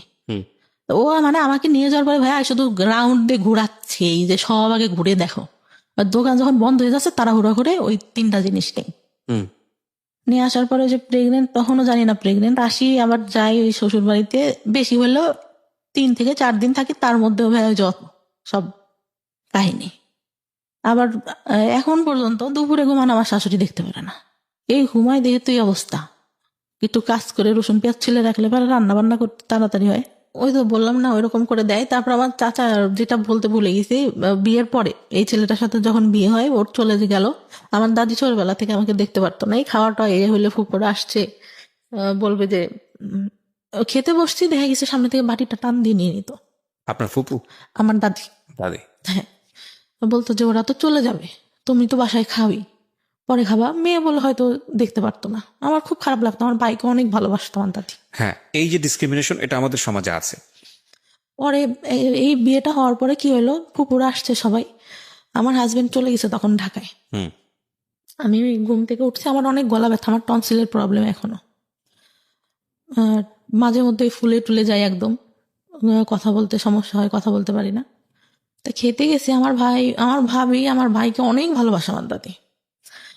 আমি খেতে গেছি, মাংসর বাটিটা সামনে আছে, আমি ডাল নিয়ে মাংসটা নিতে গেছি, উনি কোত্থেকে এসে বাটিটা টান দিয়ে সামনে থেকে নিয়ে নিছে, মানে ধরিও নাই আমি। বলতেছে তুমি কি মাংস নিবা, তোমার ফুপুরা খাইছে, যাওয়ার সময় আবার খাবে। আমার খুব কষ্ট লাগে তখন, কষ্ট লাগে। আর আমি তখন বলি যে না থাক, খাবো না। পরে ভাত মানে গলা ব্যথা, তারপরে কষ্টে গলার মধ্যে আর যাচ্ছে না। যে বিয়ে হয়ে 2 দিন মানে সময় পাইলো না, এর আগে থেকে এরকম করতো, এখনো এই ব্যবহারই। বিয়ের পরেও এটা করেছে? আমার সারা দাদি, হ্যাঁ বিয়ের পরে। আচ্ছা, না ঠিক আছে। পরে আমার ভাই কি বললো, ভাই এই কথাটাই আসি, আমার ভাই ছোটবেলা থেকে অনেক আদর করতো, যখন রিলেশন করতাম তখন একটু মানে ওর কাছে খারাপ লাগতো, বলতো ওর কাছে হয়তো কেউ, ও মানে একটু ব্যবহার মাঝে মধ্যে খারাপ করতো, কিন্তু ভালোবাসতো এমনিতে। ঢাকার থেকে যাচ্ছে, এটা নিচ্ছে ওইটা নিচ্ছে। ও বললো যে সংসার করে খাবি তোরা, তোদের মতো মেয়েরা সংসার করে খায়। ঠিক আছে, ছোট ছোট বিষয়গুলো খুবই কষ্টদায়ক। আমার মনে হয় মেয়েদের প্রতি আরো বেশি সহনশীল হওয়া উচিত, সেটা পরিবার থেকে হওয়া উচিত। বাবার জায়গাটা ভয়ানক রকম ভাবে মিসিং, এবং কিছু বিষয় আমরা আজকে এই অনুষ্ঠানে সচেতন ভাবেই তুলে আনতে পারিনি, কারণ আমাদেরও একটা সীমাবদ্ধতা আছে। এক, আর 2 নম্বর যেটা, সেটা হচ্ছে যে মা যে ধরনের ভূমিকায় থাকা উচিত ছিল সেটা তো অবশ্যই ছিল না। মানসিক বিকাশ বলতে যেটা বোঝায় এই মেয়েটির, সেটা হয়নি, এবং যে কারণে ওর জীবনে কিছু সিক্রেটস জন্ম নিয়েছে। সেটা হচ্ছে বিয়ের আগে এক ধরনের অনৈতিক সম্পর্কে জড়িয়ে যাওয়া, এবং সেটার রেজাল্টও ভালো না হওয়া। আপনি দেখেন ওর জীবনে কোনো বেস্ট কোম্পানি নেই। একটা ভালো বন্ধু, সেও খুব অল্প সময়ের জন্য, তারপরে সে নাই। যাকে সে লাভ করলো সেই ছেলেটাও তাকে নিতে পারলো না, ইজি হতে পারলো না, তাকে জীবনে রিসিভ করতে পারলো না। যাকে বিয়ে দেওয়া হলো সেটাও একটা ভুল ডিসিশন ছিল ফ্যামিলির, প্রথম বিয়েটা। দ্বিতীয় বিয়েটার ক্ষেত্রে সেটাও হুটহাট করেই বলা চলে, যেই সংসার সে করছে। ইন দ্য মিন টাইম যেই অনৈতিক যে সম্পর্কগুলো তার জীবনে এসছে, সেখানে তার প্রপার এডুকেশনের অভাব ছিল। সবকিছু মিলিয়ে একটা ভজকট জীবন। এবং আমি যে প্রশ্নটা করেছিলাম সেই প্রশ্নের উত্তরে আপনি বলেছেন না। না কেন, সেই গল্পটা তো আসলে, সেই আনসারটা তো আসলে পুরো গল্পই। তারপরেও আমরা আপনার কাছ থেকে শুনতে চাই যে আপনি সুখী না কেন। পরে ভাই আমার বাচ্চাটা হওয়ার পরে যখন না, 6 আমি মাস, সুখী না কেন এই প্রশ্নের উত্তর চাচ্ছি, আমি আর স্টোরিতে যেতে চাচ্ছি না। সুখী না কারণ আমি কাজ করি এখন যতটুকু পারি, তারপরেও আমার শাশুড়ি এইটাই ভাবে রান্না করে খায় না, এটা আমি এরকম জানি করে ধরেন রান্না করে আপনার খায়। দৈনন্দিন জীবনে অনেক ধরনের প্রবলেম আছে, হ্যাঁ সে কারণে আপনি অসুখী, কিন্তু আপনার জীবনের কি কোনো স্বপ্ন ছিল? হ্যাঁ হ্যাঁ। কি স্বপ্ন ছিল? আমি চেয়েছিলাম যে ইন্টার কমপ্লিট করে ভালো একটা কলেজে ভর্তি হব, ওকে, পড়ালেখা করে কিছু একটা করব, নিজের পায়ে দাঁড়াবো, নিজের পায়ে দাঁড়াবো, নিজে আর্ন করবো, ডিসিশন মেকিং হ্যাঁ করবো। হ্যাঁ, ডিসিশন মেক করবো। আর একটা ইচ্ছা ছিল যে আমার বাবার টাকা উড়ায় অনেক, মানে মানুষের পিছনে, এটা বুঝে না, এখন অনেক দিনাদায়ী হয়ে গেছে। আমি চাই আমার ভাই বিয়ে করছে, সে এখন টাকা পয়সা দেয় না, আরো পারলে বাবার থেকে উল্টা নেয়। আমি চাই তার দেনাদায়িটা শোধ করতে। মানে আমার আপনি চাইতেন? আমি চাইতাম। বাবাদের ভুল এইসব জায়গাতেই। এবং হয়তো আপনার মেয়েটা যদি আজকে সেই রকম নিজের পায়ে দাঁড়াতো, তাহলে হয়তো আপনারই জন্য উপকার হতো। এবং আমাদের আমি সবসময় যে কথাটা বলি, সবসময়ই বলি, এই গল্পগুলোর সাম আপ একটা জায়গায় এসে দাঁড়িয়ে যায়। Never sacrifice 2 things in your life. Number 1 is education and number 2 is your career. এই দুটো জিনিস স্যাক্রিফাইস করলে এগুলো কখনো জীবনের রিটার্ন আসে না। বাকি জিনিসগুলো রিটার্ন আসে, কোনো না কোনো ভাবে আমাদের সামনে ঘুরে ফিরে চলে আসে। হ্যাঁ, এখন সেই জায়গাটায় তো অবশ্যই আমি মাকে হারালে তো আপনি মাকে ফিরে পাবেন না, বউকে হারালে বউ পাবেন, হ্যাঁ এটা বলাই যায়। কিন্তু গার্লফ্রেন্ড গেলে জীবনে গার্লফ্রেন্ড আসবে, বয়ফ্রেন্ড গেলে বয়ফ্রেন্ড আসবে। একটা মানুষ জীবন থেকে চলে গেলে তার রিপ্লেসমেন্ট হয়তো অন্য একজন মানুষ হবে, এটা হয়। হ্যাঁ, এখন আমরা যখন লাভ করি তখন আলটিমেটলি এটাই চিন্তা করি যে না, তাকে ছাড়া আমার জীবন বৃথা। আমাদের লাভের স্টাইলটাই এরকম, ধরনটাই এরকম, আমরা অন্য কোনো কিছু চিন্তা করতে পারি না। লাভ সবসময় যখন হয় তখন একদম ব্লাইন্ডলি ডিপোজিট হয় সেই জায়গাটাতে। সো ওইটা নিয়ে আমরা, কিন্তু মজার বিষয় হচ্ছে যখন জীবন থেকে ওটা সরে যায় এবং জীবনে যখন সেকেন্ড আর একটা মানুষ আসে, তখন একটা পর্যায়ে গিয়ে মনে হয় কতটা বোকা ছিলাম, কতটা হাস্যকর ছিল এই সময়গুলো, কত না বড় ভুল করেছি। কিন্তু সিচুয়েশনের থেকে সেটা বোঝা যায় না। তো যাই হোক, আমি যে কথাটা বলছিলাম যে জীবনে আসলে এই দুটো জিনিস স্যাক্রিফাইস করলে এই দুটো জিনিস আর কখনো রিটার্ন আসে না, এবং তখন জীবনটা খুব দুর্বিষহ হয়ে ওঠে। কি ছেলে কি মেয়ে, প্রত্যেকেরই স্বাধীনভাবে বাঁচার ক্ষমতা আছে এবং প্রত্যেকেরই নিজস্ব চিন্তায় বড় হওয়ার সুযোগ আছে। ধরুন, কেন এই দুটো জিনিসের কথা বলি। এই মেয়েটি তার সংসার জীবনে সুখী না, এই মেয়েটি তার পারিবারিক জীবনে সুখী না, এই মেয়েটির একটা বাচ্চা আছে। এই মেয়েটির যদি অন্তত ডিসিশন মেক করার ক্ষমতা থাকতো, যে পৃথিবীর কোনো জায়গা থেকে সে সুখী না, কিন্তু তার ডিসিশন মেক করার একটা ক্ষমতা আছে, অন্তত ওই জায়গাটা সে সুখী হতে পারতো। আর ডিসিশন মেক করার ক্ষমতা তখনই থাকে যখন একটা মানুষ আর্ন করে, যখন একটা মানুষের আয় করার ক্যাপাসিটি থাকে। যে মানুষটার আয় করার ক্যাপাসিটি থাকে না, সে মানুষটার ডিসিশন মেকিং করার ক্ষমতা থাকে না। সুতরাং পৃথিবীর সমস্ত জায়গা থেকে যদি আপনি বঞ্চিত হন হ্যাপিনেসের জায়গাটা থেকে, আর্ন যদি আপনি করেন, পয়সা রোজগার যদি আপনি করেন, আপনার যদি একটা জব থাকে বা অন্য কোনো যে কোনো বৈধ উপায়ে আপনি যদি অর্জন করেন, সেক্ষেত্রে আপনার অন্তত একটা হ্যাপিনেস থাকবেই থাকবে। So never ever sacrifice your career, and education না থাকলে ক্যারিয়ার আসবে না। সচরাচর আমরা সেটাই দেখি, ব্যতিক্রম অনেক আছে। তো এডুকেশনও আসলে স্যাক্রিফাইস করা উচিত না। এডুকেশনের স্যাক্রিফাইসনেসটা নিজের জীবনটাকে অনেকখানি দুর্বিষহ করে তোলে। এই মেয়েটির ক্ষেত্রে যেটা হয়েছে এডুকেশনের ক্ষেত্রে, সেটা পারিবারিক ভুল এবং তার নিজেরও অনেকখানি ইচ্ছার অভাব ছিল। একটা সময় তার মনে হয়েছে যে পড়াশোনা করে কি বা হবে, সে যেটা দেখেছে। এবং সবকিছু মিলিয়েই এইরকম জীবন, সমাপ্তির মতো জীবন বাংলাদেশের অনেক মেয়ের আছে, অসংখ্য মেয়ের আছে। কিন্তু একটা কথা হচ্ছে যে আমরা আসলে সুন্দর দিনের স্বপ্ন দেখি, আমরা আগামীকাল নিয়ে পজিটিভ ভাবতে চাই, আমরা বেঁচে থাকি ভালো কিছুর জন্য। আমরা প্রতি মুহূর্তে স্বপ্ন দেখি আমাদের জীবনটা অনেক সুন্দর হবে, যে কারণেই আমরা বেঁচে থাকি। আমরা বিশ্বাস করি সৃষ্টিকর্তাতে এবং একই সাথে আমরা বিশ্বাস করি আমাদের ভাগ্যে ভালো কিছু অপেক্ষা করছে। যে কারণেই সমাপ্তিরা এত স্যাক্রিফাইস করেও তাদের সন্তানদের মানুষ করেন এবং ভবিষ্যতের আশায় বসে থাকেন। ওনার একটা সুখের জায়গা অন্তত আছে, সেটা হচ্ছে ওনার সন্তান। উনি ওনার সন্তানের কাছ থেকে ভালো কিছু আশা করেন। আপনার যদি একটা মেয়ে হয়, আমি একটি প্রশ্নটা করে আজকের অনুষ্ঠানটা শেষ করে দিই। আপনার যদি একটা মেয়ে হয়, আপনি আপনার মেয়েটাকে আপনি কিভাবে বড় করবেন? আমার ভাইয়া মেয়ে। ও আপনার মেয়ে? আচ্ছা, ওর বয়স কত? 3 বছর? 3 বছর। ও, তো আপনার এই প্রবলেম গুলা যেগুলো আপনি ফেস করছেন, এখন আপনি তো বোঝেন যে আসলে কোথা থেকে কি হতে পারে। সো এই বিষয়গুলোকে আপনি ওর দিকে খেয়াল রাখেন? সব সময় ভাই, সব সময়। এই যে যেরকম আমার ও বাবা বা এখনই বুঝাই যে এটা তুমি এইটা করতেছ আম্মু, এটা যদি কেউ ইয়া করে তুমি আমাকে কিন্তু বলবা, শারীরিক যেটা ইয়া ওটা, এটা কিন্তু সেনসিটিভ। আর ও মানে এত বিশ্বাস করবেন না, এত বুদ্ধি ওর মাথায়। আমি যদি একটু কান্না করি বা ইয়া, মা তোমার কি হয়েছে, বিউটিফুল। আমি চাই আপনার মেয়েকে আপনি ভালো শিক্ষায় শিক্ষিত করেন এবং তাকে আমরা মেন্টালি সাপোর্ট দিব ভাই, সব দিক থেকে, সব দিক থেকে। ওর বাবা না দিতে পারলে আমি যেটা, আমার হাজবেন্ড এখন পর্যন্ত ভাই আমার একটা এটা বলা খুব দরকার, হাত খরচ দেন। আমার বাচ্চা পেটে আসে, তারপরে ফার্স্ট আমার গায়ে হাত। আমি জানি ভেতরে যদি ঢুকি তাহলে আরো অনেক কিছু বের হবে যেগুলো হয়তো সহ্য করার মতো না, কিন্তু তারপরেও সেই মানুষটাই আপনার মানুষ এবং তার সাথে আপনি সংসার করছেন। হয়তো ভবিষ্যতে সবকিছু ঠিক হয়ে যাবে। সবকিছু ঠিক হওয়া সম্ভব বলে আমার মনে হয় না, কারণ সে এখনো ফেসবুকে এত মেয়ের সাথে কথা বলে। আইডিয়া আছে আপনার কোনো ফেসবুক আছে? হ্যাঁ, আমার ফেসবুক। সো আপনি ওটাতে তাকে মনিটর করেন? না না, আচ্ছা, আমি কিন্তু সে এসে ইয়া করতেছে, কথা বলতেছে, রেখে দিছে। আমি দেখতে গেছি অনেক মেয়ের সাথে। আমি আপনাকে একটা প্রশ্ন করি, প্রসঙ্গটা অন্যদিকে চলে যাচ্ছে। যে মানুষটা আপনাকে ভালোবাসে না, যে মানুষটা আপনাকে সময় দেয় না, বা আপনি তাকে যেভাবে চাচ্ছেন সেভাবে তাকে পান না, সেই মানুষটা 8-10 জন মানুষের সাথে কি করলো না করলো সেটা দিয়ে আপনার কি লাভ? আগে প্রথম অনেক খারাপ লাগতো ভাইয়া, প্রথম অনেক খারাপ লাগতো।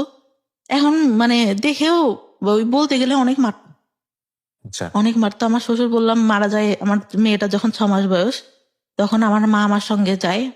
আমার শাশুড়িরা সব আমার মায়ের দিয়ে এটা করেন তো আপা, ওইটা করেন তো আমার ননদরা। লাইফে না সবকিছু চুক্তি দিয়ে হয়। আপনি যে ঘটনাগুলোর মধ্যে যাচ্ছেন, ছোট ছোট ঘটনার মধ্যে আমি আর যাচ্ছি না। আমি এখনো পজিটিভ ভাবতে চাই। আমি আমার হাজবেন্ডের গায়ে হাত তুলে একটা পর্যায়ে এইটা ঠিক আছে, আমি জানি আপনার জীবনে হয়তো আরো বেশ কিছু সিক্রেটস আছে। আপনি এটা যেটা হয়েছে আপনার গায়ে কন্টিনিউ হাত তুলতে, হয়তো একটা সময় আপনি গিয়ে। আমি ওই জন্য তুলি না, আমার মায়ের জন্য। আমার বাসায় আমার মা আসে, আমার মেয়েটা তখন ছোট, ও অফিস থেকে এসে কন্টিনিউয়াসলি এটা দেন তো ওইটা দেন তো বলে। আমি বলি যে তুমি এরকম বলো দেখেই তো তোমার বাসায় আমার মা গেছিল, তোমার মারাও বলে। সে একটা পর্যায়ে উঠে আসলে বললো যে তুই দিলি না কেন আমি আসার পর। এটা দেন তো ওটা দেন তো বলতে আম্মুকে বলতো, মানে যৌতুকের ব্যাপারে? না না না, তাহলে ওই পানি দান তো আম্মু, এটা খাওয়া, ওইটা টানেন তো আম্মু, এরকম বলতো। আমার খারাপ লাগতো, কিরা আমি আছে আমার মাকে কেন বলে। ও বলতে পারে যে আপনি বাবুকে ধরেন, ওইটা আমাকে সেটা দিই। যাই হোক, আমি সংসারের বিষয়গুলো দিতে চাচ্ছি না। আমি যেটা বুঝি যে আপনি কমপ্লিটলি নট হ্যাপি, কিন্তু এই মানুষটাই ধরেন একটা সময় গেলে সৃষ্টিকর্তা চাইলে হয়তো আপনার সবচেয়ে কাছের মানুষ হয়ে যাবেন, মনের মানুষ হয়ে যাবেন। হয়তো থিঙ্ক পজিটিভ, পজিটিভ চিন্তা করাটাই বেটার। যেহেতু আপনার সে হাজবেন্ড, করি ভাই, কারণ আগে যত সমস্যা হতো এখন আগের থেকে অনেক কমছে। সে একটু মানে বলতে গেলে লোভী টাইপের। ঠিক আছে, থাক। আপনি ধরেন যেহেতু আপনার সঙ্গে সংসার করছেন, তাকে নিয়ে নেগেটিভ না বলাটাই বেটার। আপনি যেটা বুঝি যে আপনি হোপ ফর দ্য বেস্ট, আর দিন শেষে কিন্তু সে আপনার সন্তানের পিতা, তাই না?